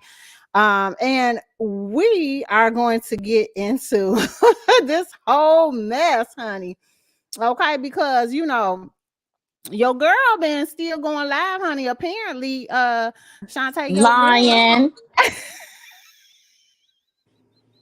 This girl been lying. Listen, you know something? I shouldn't say that. Allegedly, this dumb, dizzy, simple, half retarded, thieving ass. You know what? Go ahead, Sixx. I'm sorry. I gotta let you at least introduce the motherfucking hoe, right? Y'all, I'm sorry, but I'm annoyed. Listen, Naomi Leanne Blake is pissing me off, okay?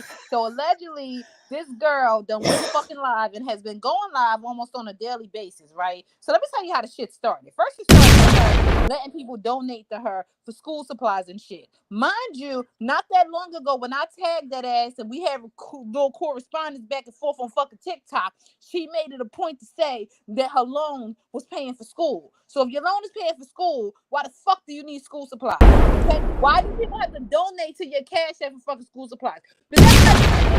Okay? Allegedly. No, it's not no fucking alleged. It was on live. I heard the shit. It was her live on her page with her voice and her ass sitting in her car wherever the fuck she was in her bedroom in this fancy ass house with all these high-end motherfucking pocketbooks, okay? And all these shoes, and she's doing all these fucking clothes hauls and shit. Okay, talking about she get ready to go on a real estate venture with the man that she's in love with now. That this hoe called Mr. Biggs, which is mad weird. But I want y'all to take an emphasis on this. Okay, she said that in her real estate venture, everybody can't go. Right, right. What that sounds like is she get ready to start taking investors on this real estate thing. Now I don't know this for certain, but that's how it sounded to me when I heard what I heard. That's what it sounds like. That's the problem, right? Yeah. Okay. Mind you, she has 1, 2, 3, 4. She got a lot of projects. She got a wig project. She got a makeup palette project. She's supposed to have 2 makeup palette projects, right? One is still being sold on Walmart.com. Okay. That's the one that people invested in, right? And the other one is supposed to be a contingency for the people that invested in the wigs. I ain't heard shit. I ain't seen shit about that. But she taking she got all these motherfucking plans. Then the girl got the audacity to talk about a show on Roku, and she was talking to her audience, okay? And ain't none of this shit alleged because I heard what I heard, okay? She was talking to her audience and having her audience pick the name of the show because she wants to talk about makeup and shit. The name of the show on Roku. Now, I ain't the smartest person in the world, but the other person that I heard talk about a Roku show was the one who investigated her, who they share a birthday with, and they now apparently besties. So I don't know if they're doing this shit together or not, but if memory serves me correctly, Nay don't have time to respond to her investors' emails because she's attending school at the top cosmetic science school in the country. How the fuck your dumb, dizzy, slow, half retarded, thieving ass got time? Oh. My investment. I don't worry, I'll wait. I've been waiting for 5 years any motherfucking way. I'm just saying, make it make sense. Just make it make sense. Well, you won't be able to make it make sense. You won't be able to do that, friend. Because it don't make no damn. Like, I don't understand. I'm not updating my investors on their investments that I've been collecting money from them. That I started collecting money from them back in 2017. And continued to collect money through 2018, and told them that I would go and produce a wig line, which they seen me go to China for and do all of this stuff to get off the ground. But before I do the wig line, that I've already collected hundreds of thousands.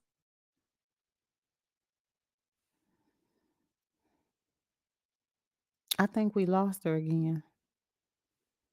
Guys, oh my goodness, I'm selling on Walmart.com. How amazing! Yay! And mind you, before the damn pallets, I also sold eyelashes. And let's not forget that I did sell my eyelashes in the beauty supply stores in Florida. However, I told this amazing sob story on my live and even bust out in tears while I was in the car talking to my audience because I need them to understand and feel sorry for me yet again to get everybody in and get some more money, because while I do have all these projects going that I have not yielded anything from, okay, not a financial report, nobody's gotten a return on investment, nobody's getting an answer to an email. I want y'all to know I am in the top cosmetic science school in the fucking country, and that is taking up all my time. And this is the best thing for every investment project there is. Mind you, in the meantime, in between time, I broke up with Quincy, who was answering the emails that y'all ain't getting the answer for anyway. And I'm not responding to y'all anymore because I just don't have time. I'm fucking busy.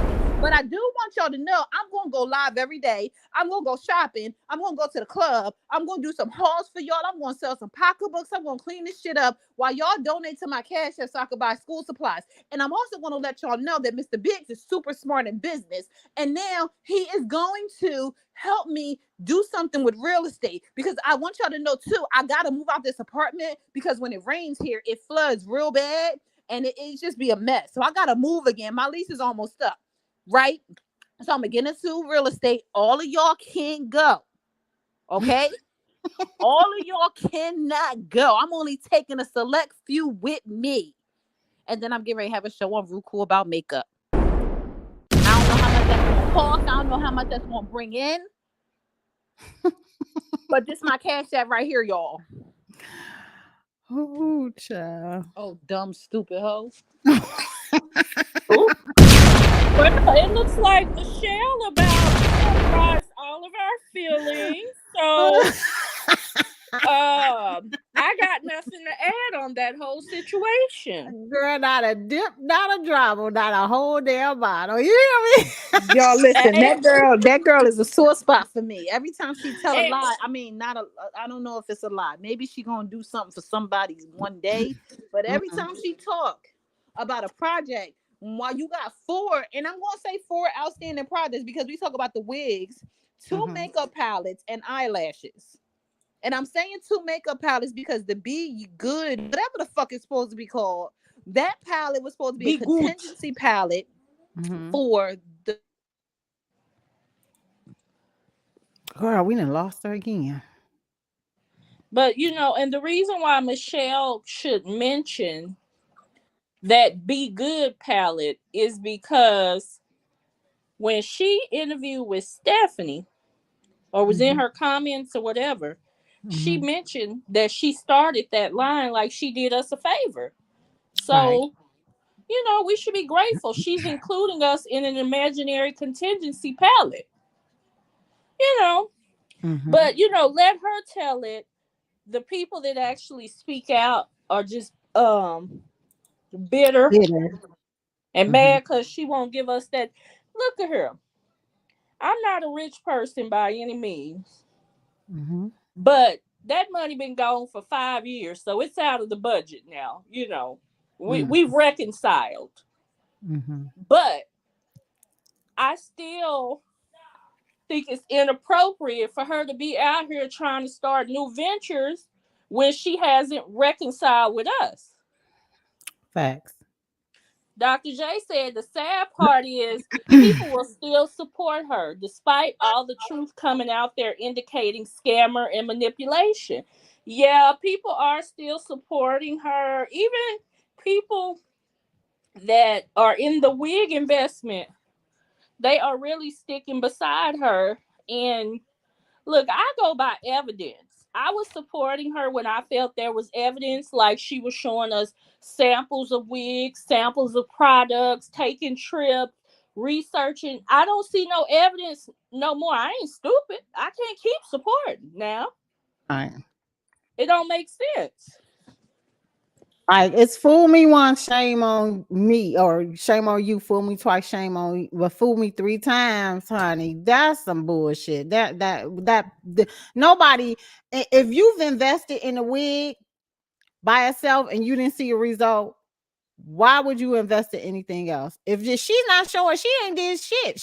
She did attempt to put out the eyelash and the palette, but nobody has seen a return on investment. Nobody's seen anything. Yeah, I actually invested in the lashes. She came out at a time when I still had a bit of faith in.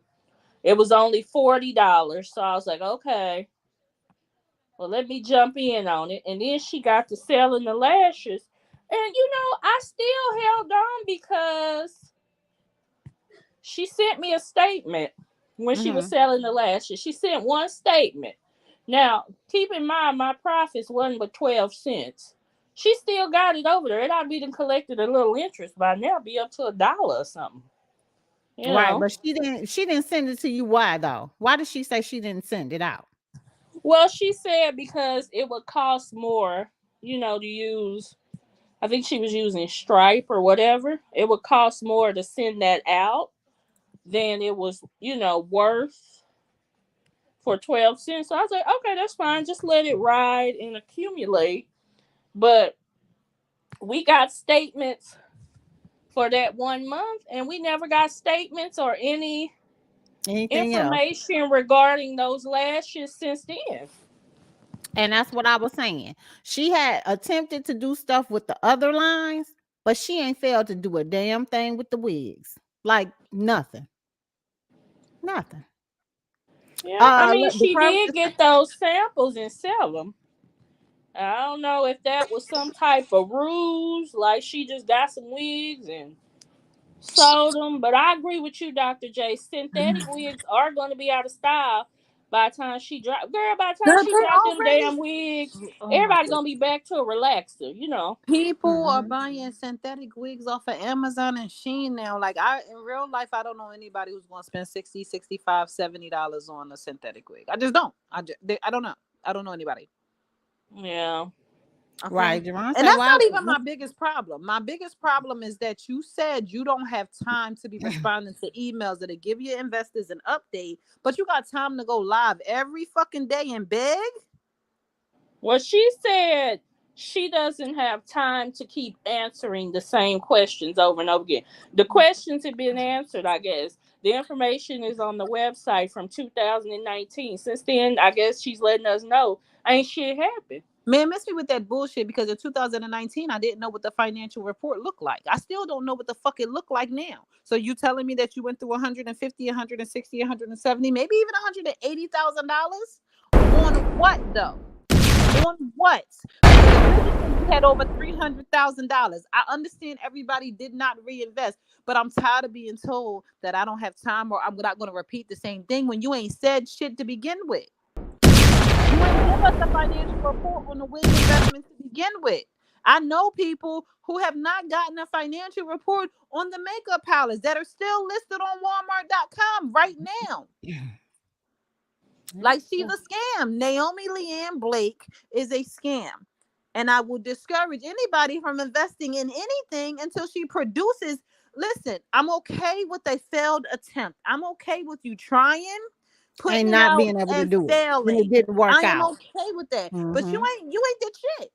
I've seen the models come to the house or wherever the fuck ever you was. Yeah. And I've seen them put the wigs on, right? And again, I will remind y'all, just like I remind y'all in every fucking live where this whole name come up. Okay. I own a wig, right? Because I bought a demo wig, right? I bought a demo wig. Because I believed in your dumb, stupid, half retarded ass. Okay, so you started and then you just stopped. So you started spending money.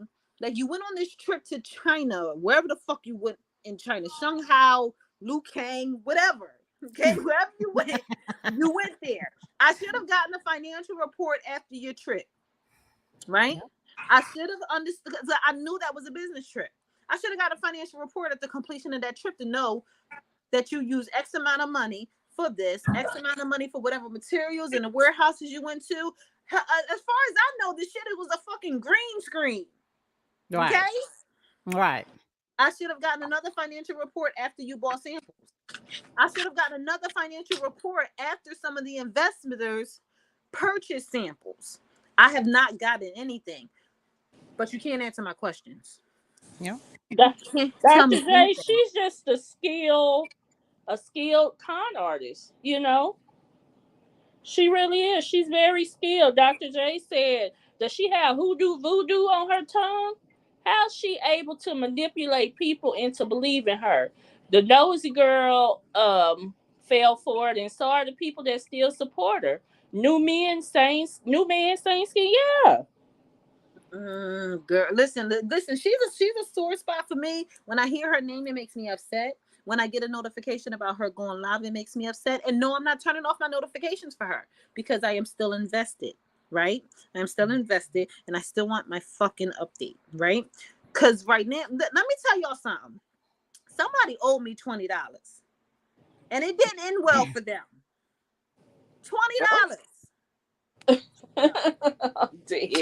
$20. Oh shit. And it annoys, like I'm not one that feels like I need to know every move that you make or anything like that. But when you are blatantly and completely ignoring me and my investment and like completely like just tossing to the side that I believed in you and people gave their last or gave money that they really didn't have because they wanted you to succeed and you act like that didn't happen. But you out here, you know, going to the top cosmetic science school in the country, and you need to make sure the whole world knows that, as if I give a damn, because I really don't. And then, you know, you get ready to start all these other ventures. I have a problem with that. I don't have a problem with that. I have a problem with you having time to have all these businesses, but you don't have time for all these businesses. Like, I'm confused. Right. It doesn't make sense. Girl, that's why you know it's bullshit. You know. You live and you learn.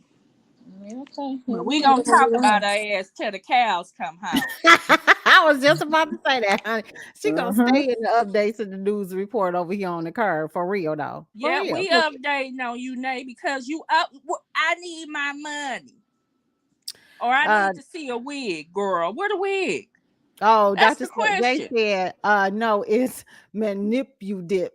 I created a new word. It's Oh, more well, than girl, you have to come on manipulation. and say that because I No, I think Dr. J must have been typing quick as hell because Well, hold on. You know what's what funny? The funny part is that I think Sixx actually said that word right.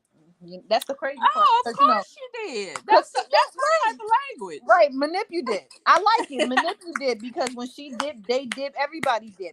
Yes, everybody Put was your hands supposed up to do on my that hip. shit. When you dip, I dip, we dip. I put my hands up Hey. on your hip. When you Yeah. dip, I dip, we dip. I put So the yeah, girl. so you remember when that song came out, how everybody was really doing that dance? Like it was just something you just did. You ain't have to think about it. So that is the perfect word for what Nay is doing, because she's making people move when she moves, just like that. Yeah, just like Luda said. Yep. See, a lot of songs apply to this dumb dizzy hoe. But let me just say this. For people who still is out here thinking about investing, please take a look. Please take a look. She got a track record. Or tell me why you're still thinking about investing in her, because I'm curious to know what y'all see that I don't see, what y'all understand that I don't understand. And please know that I am an active live investor. I bought 2 seats for the wig line. So if y'all are still invested, or y'all are thinking about continuing to invest in her, whether it's her new makeup snitch group, or you're sending her stars, or you're gonna go on whatever venture she's getting ready to take y'all on, I need y'all to explain to me in kindergarten terms, what is it that y'all see and understand that I'm completely missing? Because right now, I want to say y'all look a little stupid. Or, plan to donate. This will be a donation, FYI. It will not be an investment. A donation is what it would be, people, okay? We got to get the proper terminology out there, And if you do want to and donate today, I can tell you a few other things that you can donate in that would yield more, because that is not going to yield any fruit at all. Yeah, she comes up with good ideas, but her follow through is just plain damn awful. No, I would double down and say the follow through is non-existent. Yeah, pretty much. It's non-existent. And that may be intentional. That may be intentional. It might be, but not to mention that she has moved to another state, but the business registration has not. Last I checked, the business registration under Showstoppers Beauty, Mrs. Black Wall Street is still under Florida, but she's very adamant that she moved to another state. Her lease is almost up, so that she's either been there at least 6 months, or She's been there for at least a year. So why hasn't the business registration been transferred? I'm curious because that screams fraud. That business gonna be defunct, just like the website.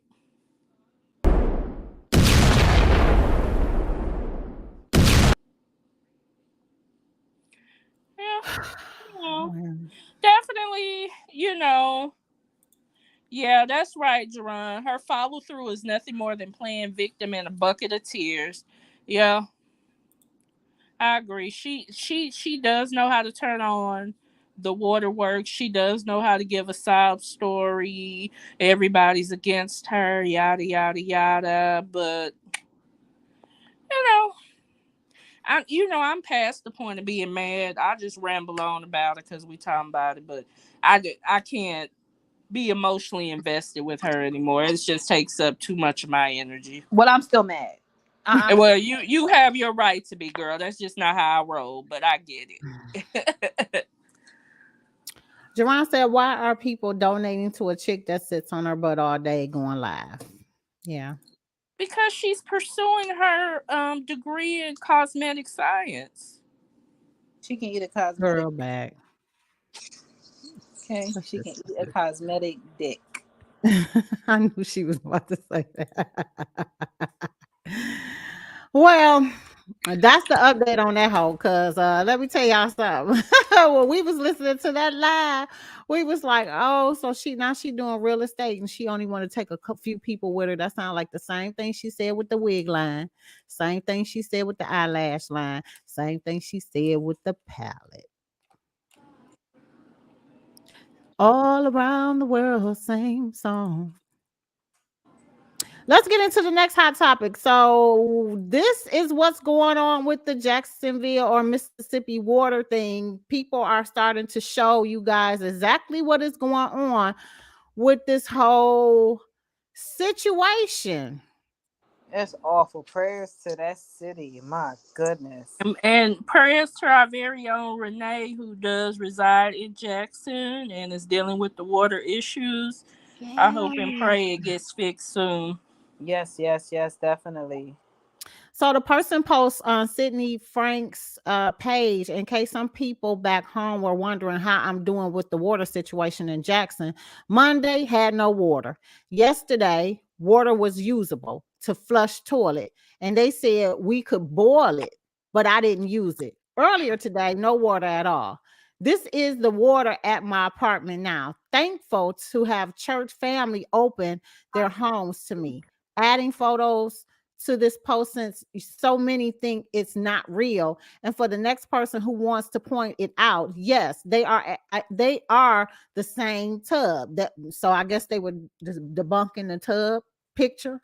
We live in the same building. As you see in the comments, the original post, I said a home was open to me, so I have not been in the building the entire time, only during the day, and this was sent at night. I shared the photos so family and friends would be aware of my situation.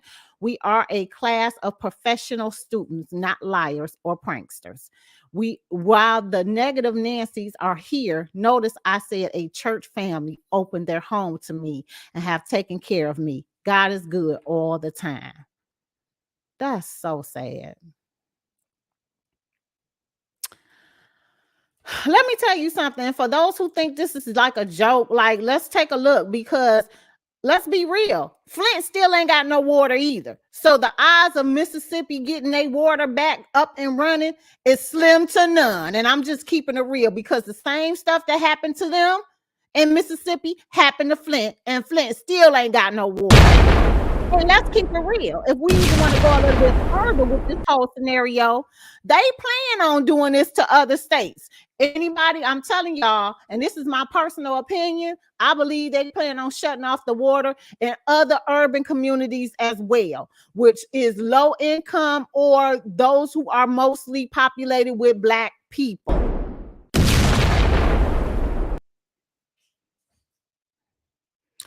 I'm telling you guys that something ain't right, something is strange, and a lot of people is going to be having to basically fight to stay alive. We already be seeing some of these stores with no foods on the shelves. The pictures have been going around, or they updating it where you have a screen saver on the outside of the frozen food section department, and like you could touch it and it'll light up and it'll show you what the food is supposed to be behind there. You might not be able to open that up anymore. It might be a lock on that bitch when you try. We've been talking about it's it here on the really card. awful. It totally is. This is terrible. We've been talking about this for a while on the curb. I've been posting the stuff on the curb in regards to what other communities have been seeing within their neighborhoods. This don't seem like this is about to be a joke, people.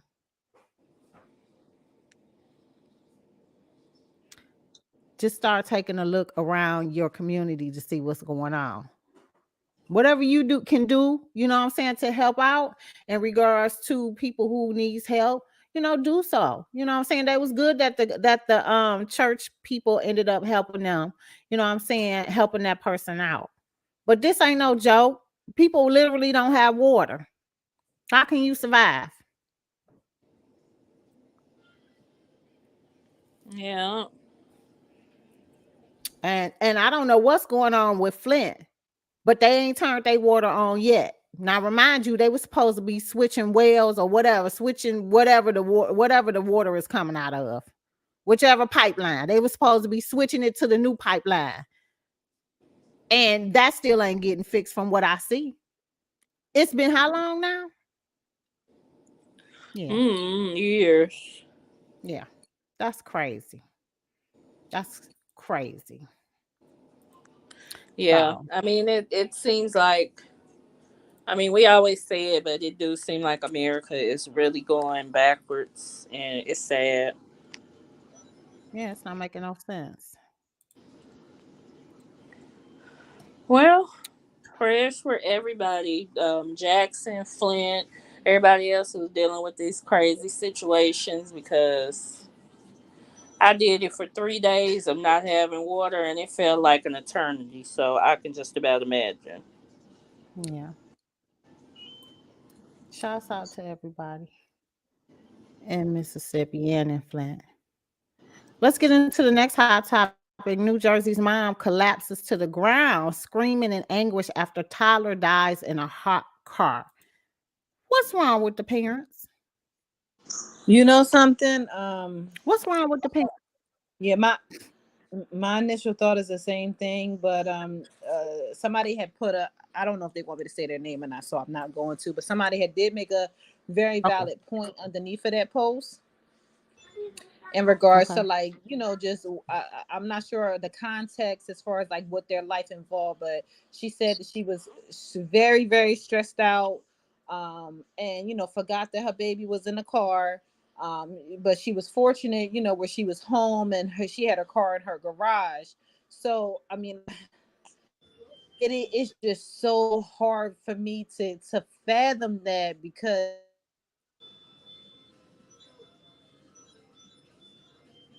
We lost her again. Yeah, I mean, it's hard for me to fathom that. I can,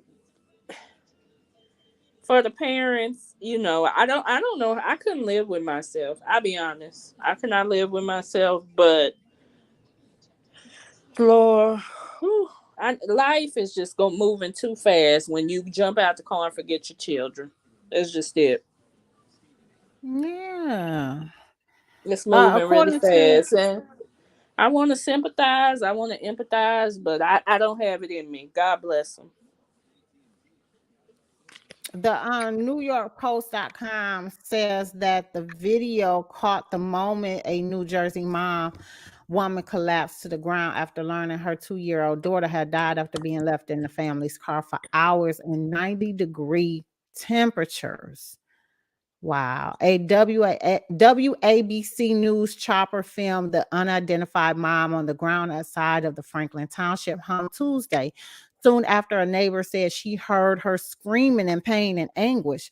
A local cop bends down to try to console her with the footage showing them rocking side to side while embracing tightly. The mom was so distraught that she eventually was taken away in an ambulance, neighbors told NBC New York. The child's parents had both been unaware that their toddler had been left in the hot car until cops knocked on the door. Oh, so she had no idea. I thought that she like went in there to run in or something and left them in the car. So they didn't even know that the toddler was in the car.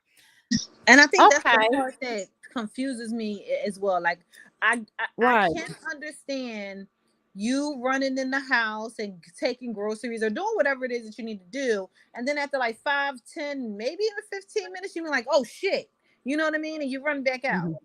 But hours. That's why I always made a habit of when I was unloading the car, I took the kid out first and set them in the house, and then came back and got the shit. Right. Mm-hmm. Right. Oh wow! So they had no idea that she was in the car. They said that they were just screaming in pain. She was in there for 7 hours. They heard the dead screaming. Where the hell y'all thought she was? I mean, right? How did y'all know that they were missing? Like you didn't pick up that, you didn't hear the baby playing, doing nothing. Like what? But I mean, who goes honestly? Unless you thought the child was in daycare. That's the only thing that makes sense. Is you thought maybe your husband dropped the child off in daycare, or you thought maybe you dropped him off. But to go 7 hours without hearing a 2-year-old, yeah, that's crazy. Yeah, that's the part that makes it hard for me to understand. Like I can understand 15, 20. I'll even give you 30 minutes. Mm-hmm. But 7 hours? Dr. J, what caused you to forget that they were in the car? What were you doing? Yeah, I know. You said it wasn't for no hours. She said it happened to her before, but it wasn't no hours though. Yeah, what caused you to realize, or what happened that caused you to realize that you didn't get them? A whole babysitter for the day. Okay, yep. If it gets too quiet, I'm going looking to see what they are doing. Right. That's right. Living in my house. If the kids is too quiet, y'all hear me, I'd be like, oh, hold on, y'all, because they mad quiet. Let me go see what's going on. So right. It's like, I don't know. Yeah. Yeah, that's what's throwing me off is the hours and hours of you not remembering. Yeah, that's crazy. Yeah, that's sad. Okay, so let's get into it, you guys. Prayers to the family, because now they have to go through this whole thing of them not being there. But Doc did say it was McKenna, and then she didn't normally pick her up. She said she was stressed from work and she was asleep in the back seat, so she didn't hear her. Oh, okay. Yeah. That's sad. That's sad. Thank the Lord that you was able to, you didn't, forget about her for a long period or nothing. You was able to get her. But that's not, not a parents and stuff that lost their baby. That's really sad. Yeah. Yeah, it is. My condolences to that family. Yeah, absolutely. Let's get into this talk about this E. coli outbreak that's linked to Wendy's, you guys. They say the new total of people sickening now is close to 100. According to the Shade Room, they said that late last month, panic ensued following reports that an E. coli outbreak was rapidly spreading throughout Ohio and Michigan, initially sickening 30 people. Well, fast forward a few weeks later, and not only has a number grown, but Wendy's appeared to be the culprit. According to an update report from the CDC, 13 additional cases of E. coli have been identified, bringing the new total to almost 100. And it's all being traced back to the popular fast food chain Wendy's. Unfortunately, for those who were hoping the recent E. coli outbreak had slowed down, they are in for some disappointing news. So, the Huff Post reports that the CDC recently announced it identified another 13 cases of E. coli outbreak that began last month in Ohio and Michigan and quickly spread to Pennsylvania, Indiana, Kentucky, and New York. During its investigation, the CDC has traced the outbreak to fast food chain Wendy's, as it was determined that those who who ate the romaine lettuce on the company burgers and sandwiches were sickened. Well, damn. New data reveals that as New York and Kentucky have reported its first cases, 4 additional states have seen their E. coli infection number rise. As Michigan has 54 people who are sick, Ohio has 24, Indiana 11, and Pennsylvania with 2 cases. This brings the new total to 97 people who have been sickened by E. coli outbreak within the last 2 weeks. Of the total, 43 were hospitalized and 10 others have developed far more serious symptoms, possibly linked to this whole Wendy's franchise. That is some stuff on a stick, baby. Girl, they are just encouraging us to stay up out of fast food, and Lord knows I keep on going. Girl, and then the thing about it is that when this whole thing breaks out in something like this and it starts to travel, like, yeah, how come they haven't done some kind of notification, like, shutting them down for temporary, like, why haven't you shutting the chain down and had them, get rid of, dispose all of the stuff? Like, what's going on? Why y'all still selling it? That's what is making me be like, huh? Y'all ain't Well, stopping? they probably don't know up until they know, I'm sure when they know, they do get rid of the lettuce, but up until then, they be selling it, which is a shame. It comes from somebody else, the farmers or whatever. I'm sure it's not getting properly cleaned. Mm-hmm. When it gets into a restaurant, before it gets there, they don't clean it. And so, And not to mention what happens on the farms, because a lot of the workers on the farms tend to be undocumented immigrants, and the conditions that they work in are not the best.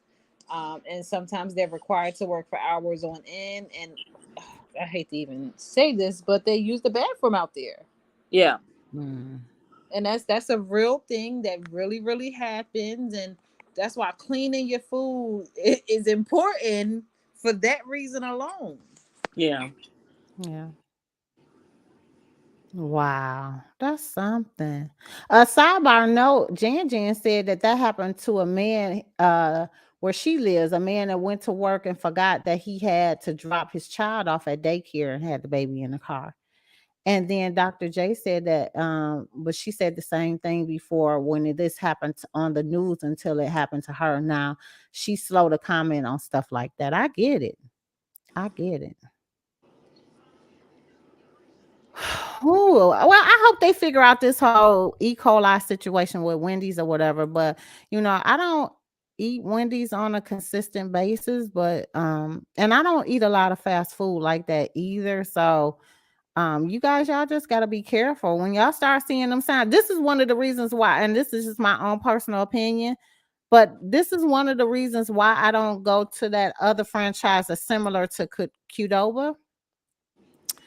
I forgot the name of it. Chipotle. Because Chipotle, when they first came out, they were having so many issues with E. coli that they did get shut down for a period of time so that they can regroup and stuff. And I still refuse to eat there. I still refuse because ever so often it's still in the news. It's still in the news. Behind that? The story behind Chipotle, right? So when they first came out, everything about them was quality and fresh, etc., right? Then McDonald's tried to buy them out. For whatever reason, they refused, and then something happened where they want to coming back to the table. And I don't know if they use the same distributors, manufacturers, whatever the term is. But once that happened, that's when Chipotle had that E. coli issue. Okay. And ever since then, it has not been the same. So do McDonald's own them now, or own a part of the franchise or whatever? What like what's tea? Ain't nothing Google can't tell me. Hold on, girl. Okay. Girl, but let me tell you something. Chipotle still be busy. They still be They busy. do. I was just saying, me personally, I would never eat there. I have never Oh eaten no, there I mean ever. either, but I'm just saying people still Yeah. go. Yeah, and Shauna says she don't eat in Michigan. She don't eat in Michigan every summer. Something is going on. Tell them, Shauna, every time I turn around, something in Michigan with the damn Chipotle is going on every Girl, time. it ain't And that's just one in of the damn reasons. Michigan. And that's why I will never eat there. I have never eaten there because when they first came out, they had that E. coli outbreak. And to me, I don't think that it's resolved because ever so often it keeps coming up here in Michigan. Now, that's what I'm saying. I'm speaking for my Michiganders. Okay, so yeah. I found something. So it says that Steve Ellis did Chipotle in 93. Then McDonald's became a major investor in 98. By the time McDonald's fully divested itself from Chipotle in 06, the chain had grown to over 500 locations. So they do not have their hand in it anymore. However, that E. coli issue with Chipotle ironically happened in 99, which is a year after McDonald's became a major investor. I mean, shit, McDonald's use lettuce too. You ain't never heard them having no E. coli outbreak. Yeah, but what you have heard is their food don't decompose. Well, yeah, you have heard that, but so I'm not sure which one is worse. Okay. I don't, yeah, I don't mess around with them anyway. But Donna said, wouldn't the franchise get the supplies from the same suppliers? So if this happens to one, wouldn't it be common sense to call out the other franchise to let them know to pull the letters? Inquiring minds would like to know. Yeah, I think they probably have multiple. That makes because logical sense to me. Wendy's is everywhere in the country, so I'm sure they have different plants or farms in different areas. Because all of them probably don't come from the same. Because I think it would be too far for them to travel to be transporting it across the country. Well, they need to figure that out because that to me don't sound right. It don't sound right to me at all. I mean, what Michelle explained makes sense, Yeah. It's not being properly cleaned by the farmers. It's not being properly cleaned by when it gets into the restaurant. I'm pretty sure they just dump it out the pack or whatever. They ain't cleaning that shit before they put it on that burger. They probably not. Yeah, you got to remember how many places it goes from. It goes from the farm to whatever processing plant. Because by the time like McDonald's and Chipotle and Wendy's gets this shit, it's like in a because I worked at KFC and I worked at McDonald's, right? The shit is probably it comes in like a vacuum sealed bag. So sometimes it comes vacuum sealed. When I worked at McDonald's, the pre-shredded lettuce specifically was not vacuum sealed. It was in a plastic bag, and we literally cut the bag open and dumped it into the sterilized station that was specifically for the lettuce. So once it gets to the restaurant, they're just pulling it out the fridge and putting it in the appropriate assembly line station. Well, so it's solely contingent upon how it's cleaned from farm to packager or whatever the plan is called before it gets to the store. Because the store, once it gets to the stores, they do not wash it. Right. So it makes sense. Okay. Well, this is good information to know. Yeah. Y'all be careful out there with the fast food chains. Okay. Be careful. Let's get into it. Britney Spears responds to her son Jaden breaking silence on missing her wedding. It deeply saddens me to know his outcry of saying I wasn't up to his expectations as a mother. What the hell is going on with them two? Why is they always going back and forth now? That's making no sense to me. It is unfortunate, but I am blaming because the boys still live with their father. I am absolutely 100% without a shadow of a doubt blaming the father, because this is an instance here where I feel like the father should have encouraged the child, because the child is not 18. Should have encouraged the child not to speak out publicly about this, because this is not something that I think a child should speak on. I probably would feel differently if I would have read this and he said that I haven't seen my mom in years. Mm-hmm. But he literally said, I have not seen my mom in months. And if he's paying attention to anything that's going on with his mom, he would understand that within the last 6 months alone, she just essentially broke free. Right, of her conservatorship. You know what I mean? And then for him to spew out some of the things that first of all, sir, for as long as you've been alive, your dad has not been employed. No. You have solely been taken care of because mama still got it. Mm-hmm. Okay, not because daddy did it, and daddy has remarried, has he not? Yeah, he's remarried and got children, I believe, and still don't got a fucking job. Yep. Girl, he went up there trying to get more child support. That's what he was doing. Yeah, I feel like the children shouldn't be speaking publicly about this. Like, this is way too touchy, and I don't think the kids will understand, mental health and things like that, considering their dad ain't wrapped too tight.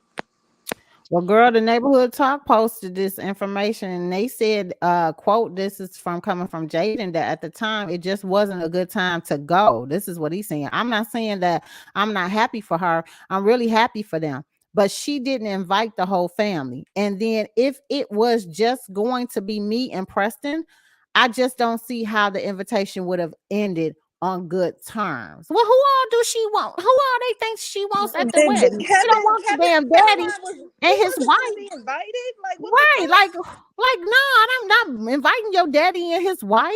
Like, they don't have to be there. Y'all are grown now. Ain't they like 18? I believe he's 15 or 16. Okay, so one is, I think, is older than the other by a few years, right? Yeah, regardless of the point, older child. Preston is younger, isn't he? Oh no, I thought, okay, Jaden is the oldest one. Okay, yeah, but regardless, she can get you a private jet and ship your ass out to wherever the hell she wants to send you. Like, what kind of make sense? Yeah, I'm not sure what all family he was hoping to extend the invitation to. I mean, it's obvious that I would think that the kids would know that mom and dad are not friends, right? Yeah, right. But they're cordial because they have common children. And listen, Mr. Federline has made it very obvious over the years that he don't like his ex-wife. Yeah, he don't. You know what I mean? He's always giving her a hard time publicly anyway. Right. He got some damn nerve not liking her when she support him and his whole family. Yeah. Well, honey, they said that Brittany took to Instagram to respond to her son, saying her love for her children has no boundaries, and it deeply saddens me to know his outcry of saying I wasn't up to his expectations as a mother. Jaden said there's no hate towards his mom and would like to see her again one day. Their father, Kevin Federline, told Daily Mail a few weeks ago that neither of Brittany's sons have seen her in a few months, a situation Brittany already addressed on Instagram. I 100% think this can be fixed, Jaden said about his relationship with his mom. It's just not going to take it's just going to take a lot of time and effort. I just want her to get better mentally. When she gets better, I really want to see her again. He also touched on Brittany's social media use. He said social media helps her. So if that's what she wants to do, that's what she wants to do. I'm not going to hate her for that. He says at the same time, she should come to the realization of whatever it is that stops her loving her family. Well, is he upset because she don't want to fool with her parents? Who the hell want to fool with them after they done had her under that conservatorship all this time? Right, like they were milking her dry and still making her work. They were milking her dry, saying she was going mentally crazy, and still making her work.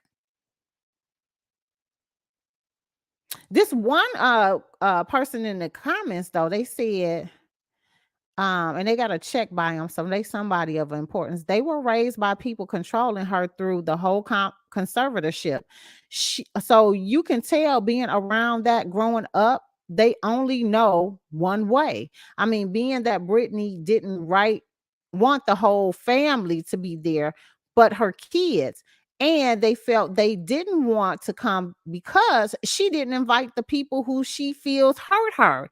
It's a sticky situation, very loose for her. Like, I get that part. I just hope she's trying to get back on track and fix her relationship with her boys. Y'all need to leave Brittany alone. Just leave her alone. Just leave her alone. Okay. If you guys don't want to be around her, you want to wait till she mentally get herself together, which it seems like she's trying to get herself back on track, then just leave her alone. Leave her alone. Let her live her life. This sounds like them kids are just as brainwashed as she or being controlled as she was, though. Yeah, and I agree with that commenter. She's they can only see it through the lens that they were raised in, where our mama is crazy and she got to be controlled, and that's the way they view her. Right. Oh, child, they need to get it together. Can we get it together? Get it together. Oh, Jerron, my friend. I don't want. She talking about I'm still mad Kevin left Niecy. Lord. Jerron is a mess. Let it go. I mean, people have the right to be happy and do what they want to do, leave who they want to leave. They don't have to stay. So I don't get mad at people for that. The way he did it was really jacked, though. So I get it. All right, y'all, let's get into it. This is the speed line of topics. Okay, these are the topics that really don't mean that much, but we do want to just recognize it for 2.5 seconds so we can get on and get up out of here. The first up is they got the Dr. Dre opened up a school of some sort that he's getting recognition for. Like, I didn't hear about this, but hey, I'm bringing it to you. So they're saluting Dr. Dre, saying, thank you for opening up the school within his area. I didn't even know it, but let's take a quick look. Dr. Dre opened a new school in Lavern Cox. He took pictures with his students after. And I gotta turn it down because of the music. I don't want to get flagged, but he calls it IYC. Iveen. Oh my, like Jimmy Iovine? The fuck? Hold on. Wait a minute. So he named the school Iveen Young Center?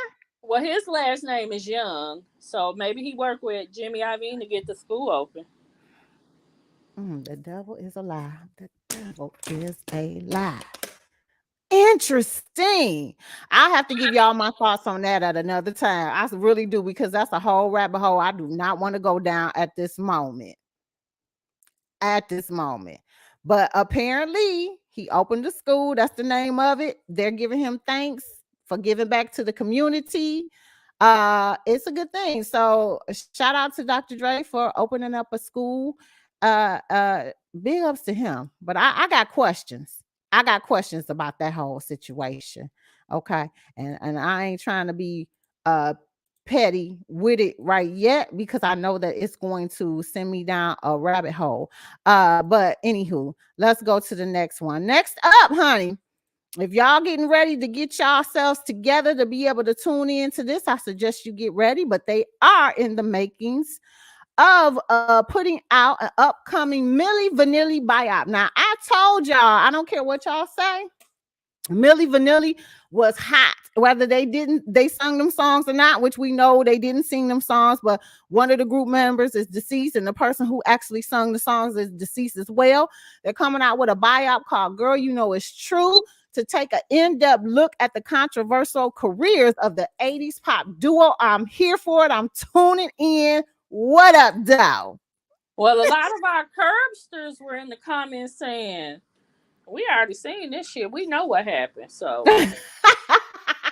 So y'all don't care about it. That's what y'all say y'all don't want to shit, do. I'm gonna be Girl, tuned you know in. we still gonna watch You it. hear me? We still gonna watch it. We do know the story, but we still gonna watch it. Oh yeah, I'm gonna be tuned in. I got to see. Jerron, what you mean when you ain't trying to be petty? It's a whole rabbit hole. I don't want to go into that Iveen situation. We have to talk later. Okay. I'm not mad in real life because Shar is happy now. Okay, you still talking about homegirl. Get out. Okay, she said, I love Millie Vanilli. I'm going to put my scarf, biker shorts, and skinny blazer and lip sync while watching it. Do it, boo. I'm here for all of that. I want to see it. I can't wait. And I hope it's really good. Okay, because y'all will clown y'all if y'all don't make this hot. Y'all don't make it hot, I'm going to clown y'all. So they better come out with it. Okay? Yeah. They better get it together. Okay, because I want to see it. Do it some justice. Because you know what? They contributed some hot ass songs back in the day when it came out. So I want to see it. Okay. Girl, you know it's true. Yes. I love you. Yes, honey. They did it. I don't know if this was current, but I didn't hear about it, but I'm bringing it to you now. But apparently Shekinah's car was involved in some kind of stolarization. Let's take a watch. What you're watching is the moment two thieves took off with the BMW of reality star Shekinah Jo Anderson. Oh my God. She tells me she stopped to Girl, I hear her hollering. When she returned to her Yep. SUV, she was I shouldn't be two like young guys inside. She hilarious. Get back. Anderson was forced out of her BMW. Then someone took out a cell phone and started recording. The thieves even stole her VH1 pay stubs. Why would you do that? You know? The suspects got away. Whoever stole my car, change your life. Taking and stealing from me is not going to get you anywhere behind bars. What you're watching. Girl, that is something special. I don't know. I came across this. I was like, they just stole her car. Yeah, this was a day ago. So this was recently, y'all. This was recently. Wow, ain't that something? Cold-blooded Shekinah. But what y'all need to stop doing is leaving y'all cars running when y'all running into the damn gas station and shit. And lock your doors if you're standing outside your car and you're pumping your gas. Lock your doors. So they don't be pulling up to the side of the passenger door, opening up and stealing your purse and shit. I've been watching that stuff. Y'all need to do right. Y'all need to Especially protect in yourself. ATL. Because they say ATL is like the Wild Wild West over there, girl. Girl, I guess so. I had no idea. Oh, yeah. But The crime is out of control over there. Out of control. Okay. Dang. Well, let's get into the next one, y'all. So the next thing here, I'm pulling it up. They got a whole situation with Michael Jackson. They coming out. TMZ been doing these documentaries. Remember, I was telling you guys in regards to what was the guy that was doing the workout stuff and stuff like that. I forgot his name. Richard Simmons. Richard Simmons, honey. Shout out to him. They was talking about, they finally know where he was at. And so now they're doing a whole documentary on Michael Jackson. And they investigated some stuff. Let's take a listen on this one, you guys. Arnold Klein a couple of times. Mike had me up to Neverland. I walked Dr. Klein upstairs to Michael's room. I went back downstairs, and we weren't gone any more than 4 minutes at the most. And by the time I got back up, Michael was so out of it, he was almost a zombie. And at times you'd want to put hands on people like that. He's disgusting to me. All right, so they got a documentary called Who Really Killed Michael Jackson. It aired Tuesday, which was this past Tuesday. So if you guys haven't checked it out, see if y'all can recatch it and stuff, because I missed it as well. I had no idea. But I check out anything that's in regards to Michael Jackson. She said that King still it. King was out here still. That's right. King went to jail. T.I. son. Oh Lord. Is that what happened? Is that why y'all got arrested? Because you done did some shit when your daddy talking about he gonna wind up in jail. I can't do nothing about it. Girl, yeah, he gotta live and learn. Shauna said I'm watching it, and Richard Simmons, what's she saying? Oh, he said, wait a minute, where'd it go? She said equal to nothing. No definite answer. No definitive answers. So they still don't know. I didn't finish up the Richard Simmons. I got partial way to it, but I got to go back and finish it up. But shoot, I hope it's still available because I didn't get to the total end. But yeah, they didn't give you no definitive answer. And let me tell you something, TMZ, let me just put y'all out there now. If y'all doing these half-ass documentaries, then you can keep that. Don't nobody want that because I need a whole explanation of what's going on and what the outcome is. Don't nobody want to sit here and wait to the end of some shit to find out you still don't know nothing. That's crazy. Right. Okay. T.I. son is a little funny looking. He is a little funny looking, but I ain't want to gossip, so you ain't heard it from me. They said he looked like a garlic knot. Damn. That's cold blood. No, They said I read the also- comment that they said something about him. They said which one of his kids, and the response was the one that looked like a garlic knot. Oh, blooded. Deron They said said also in the news, Michael Jackson's daughter Paris says she's a black woman. Well, she did come out and say she black because she, her daddy is black. I was getting ready to say, I mean, technically she ain't wrong. Technically she is. I mean, she ain't lying. Well, nobody believes that Michael Jackson is them kids' biological dad. That's the issue, I think. Well, I Where's mean, the proof? listen, his estate and his money went to them children. Where's the proof? Where's the proof? Cold-blooded. Okay. And let's hurry up and get to the next one. So they got Lloyd. If y'all been watching the whole documentary with Murder Inc., they finally got to Lloyd's interview and he discusses what happens with him and his career with Murder Inc. and why he is now on 50 Cent's label. Did y'all know? Listen, I love him, but he is so underrated. He is so underrated because he has a beautiful voice. Yeah, I didn't know he was under 50 Cent. Interesting. Let me tell you, my song for him is Stop. What was the order? Wait a minute. What was the order? He was on Irv, then he went to Young Money. Now he's with 50 Cent, right? I didn't think he went to the Young Money. I just thought they definitely collaborated. No, he was definitely under Young Money for some time. Was he? Okay, I'm gonna have to fact check because I didn't recall that he had signed with them. But he is so underrated. I just want to put that out there. He has my a beautiful song is Stop. Wait a minute. The way you do it, girl, you got my heart ill in it. Yeah, that was my shit too. That definitely was a bop. That was my song. Dude, I'm over here dancing. Yes. And I loved his dancing too. He was another one. Let's get into the interview they did with the Breakfast Club right quick. Let's take a listen. He did come and do his interview. I understood a little bit of what he was saying though, because after you left, Murder Inc. and then you went and worked with 50, that really did break his heart. And you could understand something like that. Yeah, no. And I said, I understand where he comes from. However, music should not have to have limitations, if that makes any sense. A person you cannot like someone, right? That don't mean that they're not good at what they do. No, of course not. Right. And I think it can be unfortunate for everyone to have to limit themselves based on who you like or don't like. Right. Take me, I'm from Atlanta, Georgia, born in New Orleans. I never had real issues with anybody. You wasn't part of the whole No Queens one ever came beef, at me. right? No one ever disrespected me. He never ever went out of his way to shit on me or, that kind of thing. And I understand where he's coming from, but where I was coming from was not to slight anyone. It was just to expand my musical palette because I listened to all of these people, regardless of if you like them or not. They got good songs and I like music. I make music. I want to make music with everybody. I don't want to have any limits on my life ever. And but then, of course, you had to anticipate in your head. You were like, this is going to make Irv Gotti mad, but I don't want to put limitations. Actually, in the moment, I wasn't thinking like that because I was really moving towards my path towards ownership, which is really always my true dream and goal.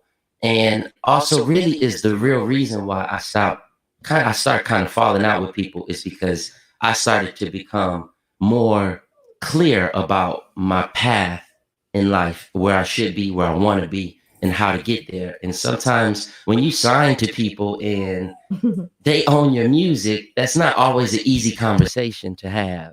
So you say ownership. Are you trying to get your masters and all your stuff back, or do you own all it? Well, my old masters, I don't know if I'll ever get them back, you know, so that is what it is. But my new music, yes, I own my new music. Did you ever think 50 might have been trying to use you or was using you? No, because it was also an Interscope collaboration at the time. Polo was cool with 50 at the time. And actually, Diverse sounded good to me. The song, of course, I was very conscious about all of those things, the sensitivity. So I knew the song content had nothing to do with any of that. I could see, like I said on the episode, if the song came out and it was about someone else, or it was, you know, like wasn't a diss record. diss at any moment. No but subliminals. Yeah, it was nothing like that. And so y'all check this out. I didn't want to go through the whole thing. It's still like a minute or so on this little inner snippet that they did with the Breakfast Club. But his part did get released on the Murder Inc. Docuseries this past Tuesday. If you haven't caught it, check it out. Let me tell you, I've been tuning in. I've been liking what I've been seeing. Irv is telling all of the business like usual. Okay. Like usual. He also informed everybody on there that were being interviewed. He also informed them to go ahead and tell the truth. Don't hold nothing back. So they, you know, Vita told the truth. I felt like she was like very truthful. Charlie Baltimore spilled the tea. She was very truthful. Like she left because Irv was so wrapped up into Ashanti, he wasn't working on everybody else's music, and then kind of like pushed them to the side. So y'all check that docuseries out. It's dope. I haven't seen the new one that came out this past Tuesday. I'm gonna check it out this weekend, and then I can give y'all the update coming up on our next live. He was underrated. Angela Yee need to shut up. Sometimes when she talks or when she asks somebody questions, it's almost like instigating. Like that, the way she questioned him about that, so surely you had to have known. Like, oh, shut up. Just be quiet. Let the man talk. Yeah. Child. All right. And our last thing that is up, you guys, is this whole situation with Chris Rock saying something in regards to Nicole Brown Simpson. And they didn't think that it was funny, and he's back in the news again. Child, I guess he said a joke about her or something, and it was not funny. So according to and I don't even know what website this is. What is this? Probably Love or something like that. I don't know if this is even credible, to be honest with you, but it looked like they had the postings and stuff on here. So I was like, okay, we'll go for it. So they said when Chris Rock revealed that he turned down hosting next year's Oscars, he joked that it'd be like Nicole Brown Simpson going back to the restaurant. If you don't get the reference, it's what triggered the sequence of events that led her to being murdered. Nicole's sisters definitely caught wind of that joke, and she rightfully put Brock on blast. Oh, okay. I didn't know that he made a joke about her. Okay, so here it is on TMZ. So I guess this was a reputable source. Here's the TMZ post, you guys. So he said Chris Rock invoking the late Nicole Brown system didn't land with the public, and it's definitely not landing with her family either, because he's getting dragged by them. Tanya Brown, Nicole's sister, tells TMZ CR's crack wasn't just unfunny. It literally just talking about Chris Rock. Chris Rock's joke wasn't it wasn't just unfunny. It literally doesn't. Now what is this popping up so I can't see it? Doesn't make sense. She says equating getting slapped at the Oscars to a gruesome double homicide is apples to oranges. So she thinks it's lacking in logic and a basic connection. Oh wow. Okay, so that's Tanya and that's Nicole. With that said, Tanya tells us his attempt at humor was distasteful, to say the least, and offensive to the extended family, especially since she believes it was totally gratuitous. You know what? Okay, but all right, look. Y'all already know how I feel in regards to the whole comic joke situation. I might cannot comment on this. Only because I tell y'all, when it comes to comedy, nothing is off limits. Nothing. Jada's head wasn't off limits. Okay. And Nicole Brown's killerization was not off limits. I can't comment. Do you girls want to comment on this? Because again, I feel like I'm repeating myself over again. Whether you feel like it's insensitive or not, it's comedy. Whether it was funny or not, if it was funny, they laughed. If they didn't, they booed. I'm with you on that, Sixx. I feel like comedians historically have been able to joke about. There was nothing that was off limits, and I mean, I'm with you. I agree with you. He's a fucking comedian, okay? Yeah. Yeah.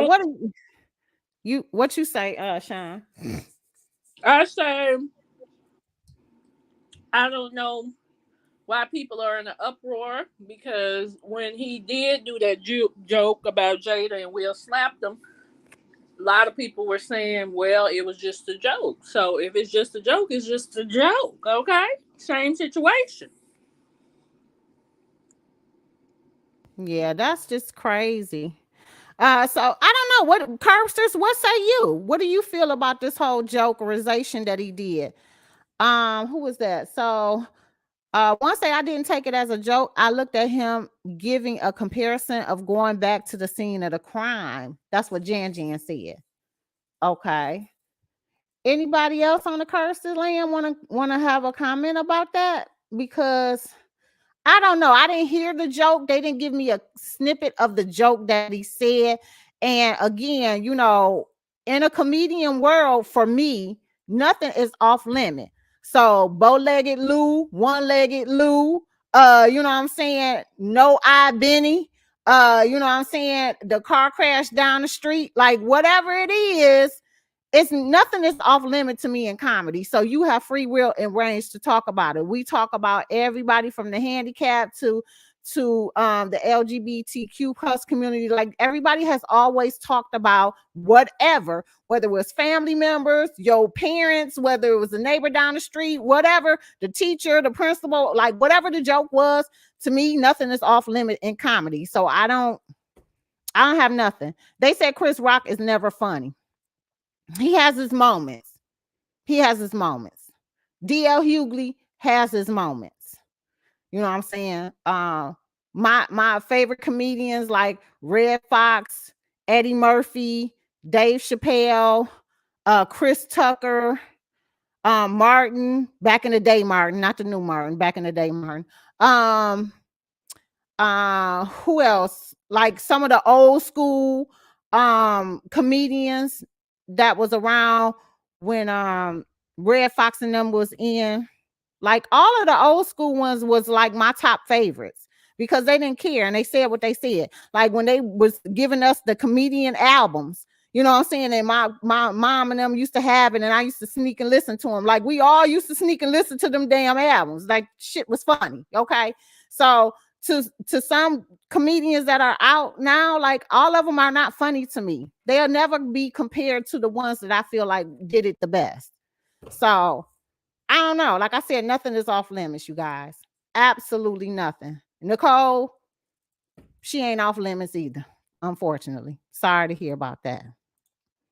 That they took it some kind of way. And one more thing before we get into it, because I think I did say we was gonna talk something about dang, I do have to say this, y'all, because this was on the roster. So Diddy and Dr. Dre first time in the studio together. They showed a snippet of them on Instagram doing what they do best, which is coming up with some new music. So they meshed together. What do you feel about it? What do you feel about Dr. Dre and Diddy coming together? Sounds good to me.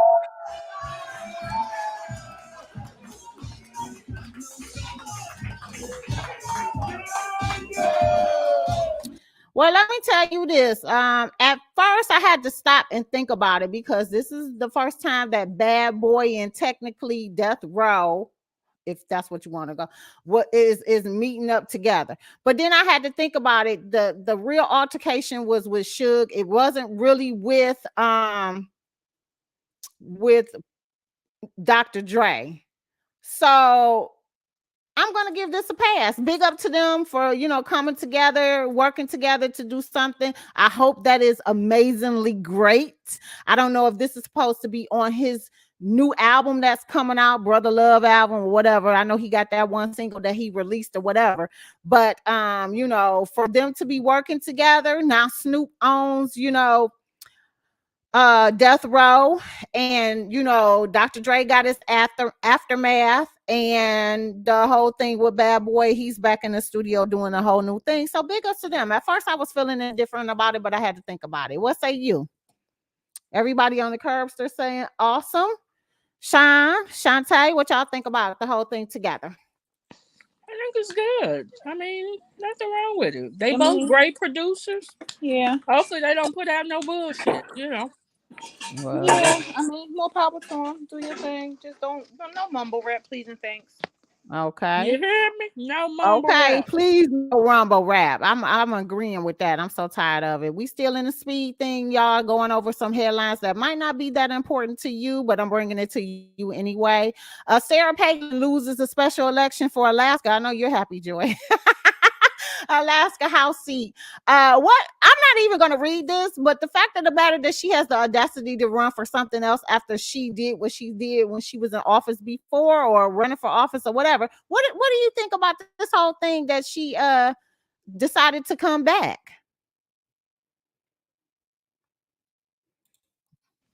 I think a lot of people are getting bold because of Trump and thinking that folks are gonna be out here voting for their asses, and them people's like, oh hell no, we ain't voting for you. Nope. That's it. Nope. Crickets for me. I ain't got nothing to say. I just want everybody to keep the stupid people out of office. That's all I want. Like, to some degree, you need to have a degree in some kind of political something. Even though I know this is supposed to be for the people, by the people, and all that other bullshit, you need to know something in order to be in office. Yeah, it's a no for me, dog. It's a no for me. You heard me? Absolute no. Here, Lavern Cox was mistaken for Beyonce in the news. I know you fucking lying.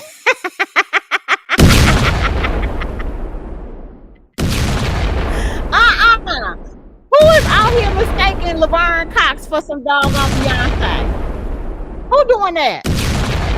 No, interesting though. Girl, so today.com reported that Lavern Cox was mistaken for Beyonce at the US Open, and she loved it. I bet she did. But to me, she don't look like Beyonce, but this is supposedly her.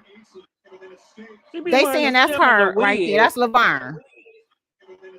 Right? And they all thought that was Beyonce. On, crack made that mistake.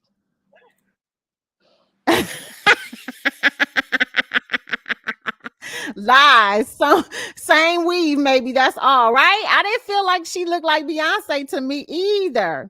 What she said, that she is a Trump stomper and thinks she has some type of clout. Oh, okay, yeah, we don't want her. Yeah, it's a no for me, dog, on that whole thing. She don't look like Beyonce to me, and Sarah Palin, go sit the fuck down and shut the fuck up. TM Shantee. Oh, next up, your girl is out here having a conversation and explaining about this whole breakerization between her and Michael B. Jordan. I really don't care, because to me this whole thing was a publicity stunt, but this is a little snippet of what she was saying. What I liked, what I didn't like. I just feel like I hadn't really experienced life. So I think at that point, then I was like, okay, I'm about to, like I said, just date on my terms, and like however I want to move, whatever I want to do. I'm gonna do it. And if it's no longer serving me, I'm gonna move on. Young and dating and trying to figure it out, and like you're trying to find yourself at the same time. Like I think that was it for me. I think because I was young, I was still trying to figure out who I was and what do I like and what don't I like. You know, what I wanted at 21, I don't want it to, but Just when we thought that the drama between Lori. All right, girl, do you? You still young. Okay. It didn't work out with you and Michael. Okay. Keep it moving. Keep it pushing. Right. Good for you. Date who you want to, girl.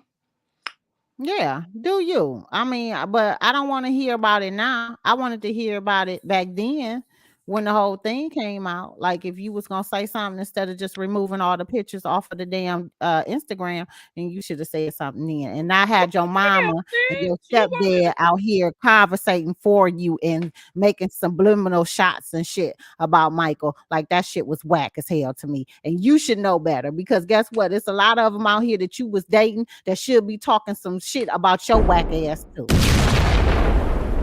Well, you wanted her to come out right when they broke up? Why not? Because the family didn't wait. The family didn't wait. They was doing a subliminal post and shit. Yeah, I missed it, I think. Oh, they said that she is a well-taught whore. Oh my God.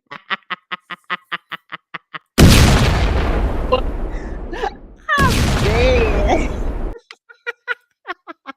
Oh wow.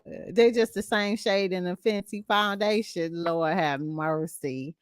All right, let's get into the last and final. Let me just double check because I said that was the last and final with that damn whatchamacallit, but this is the speed news. So if you want to know the story behind Donnell Jones, where I want to be,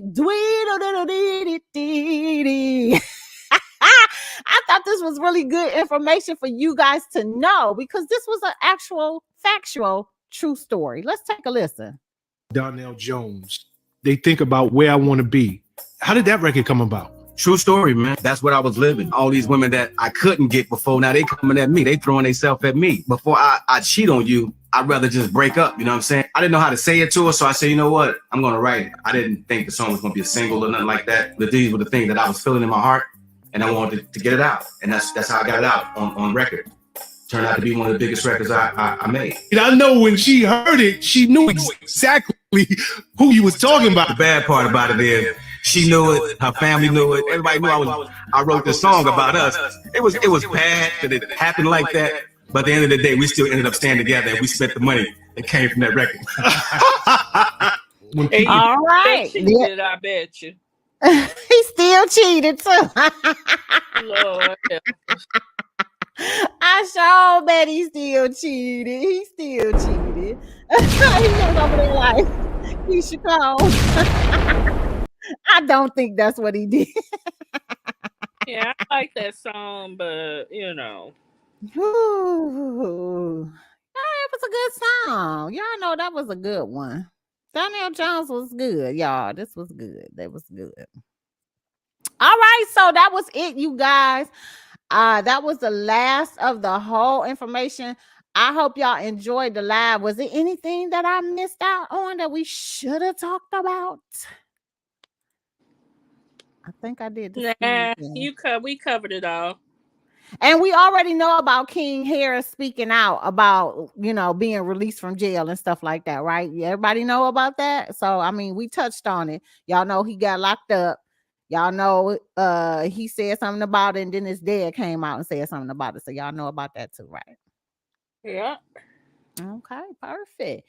So I want to give a shout out to all of you guys for joining us for the live today. Thanks for tuning in and staying tuned in the whole entire time. This was great. We had a wonderful time. So shout out to the YouTubers and of course the Curbsters on the Facebook group.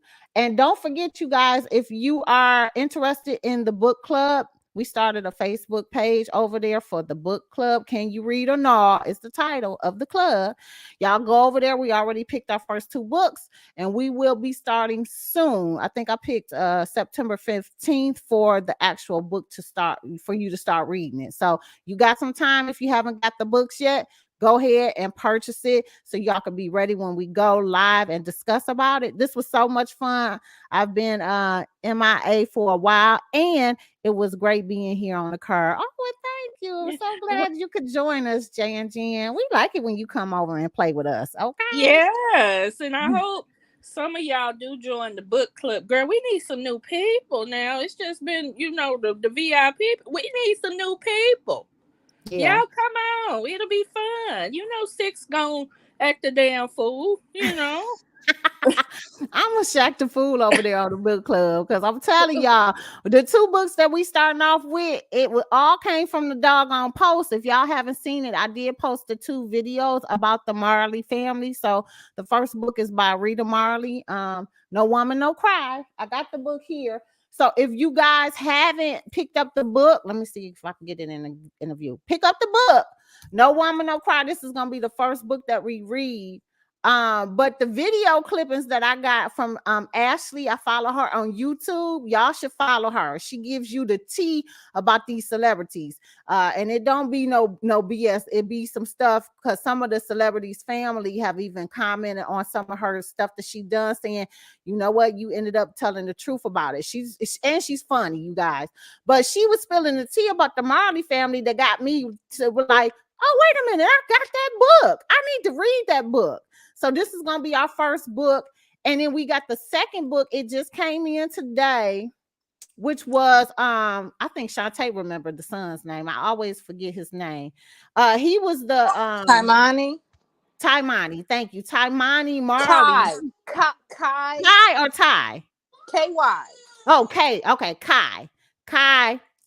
Okay. Oh, she over there tending to Demir. Oh, that's okay. That's okay, Demir. We almost done. But yeah, he is one of the kids that didn't get any of the estate money or nothing. He was the black sheep of the family, but he ended up telling his story too. I'm going to do an opening on the book club page, you guys. I'm going to open up that package I get so I can show y'all the book and stuff like that. And eventually I'm going to do a couple of snippets reading out of the first book to get y'all interested. So y'all need to get over there and see if that's something y'all want to do. 6-4, read your own comment. There's a special treat if you join. Oh, what's the special treat? She said maybe I can act out the books via interpretive dance.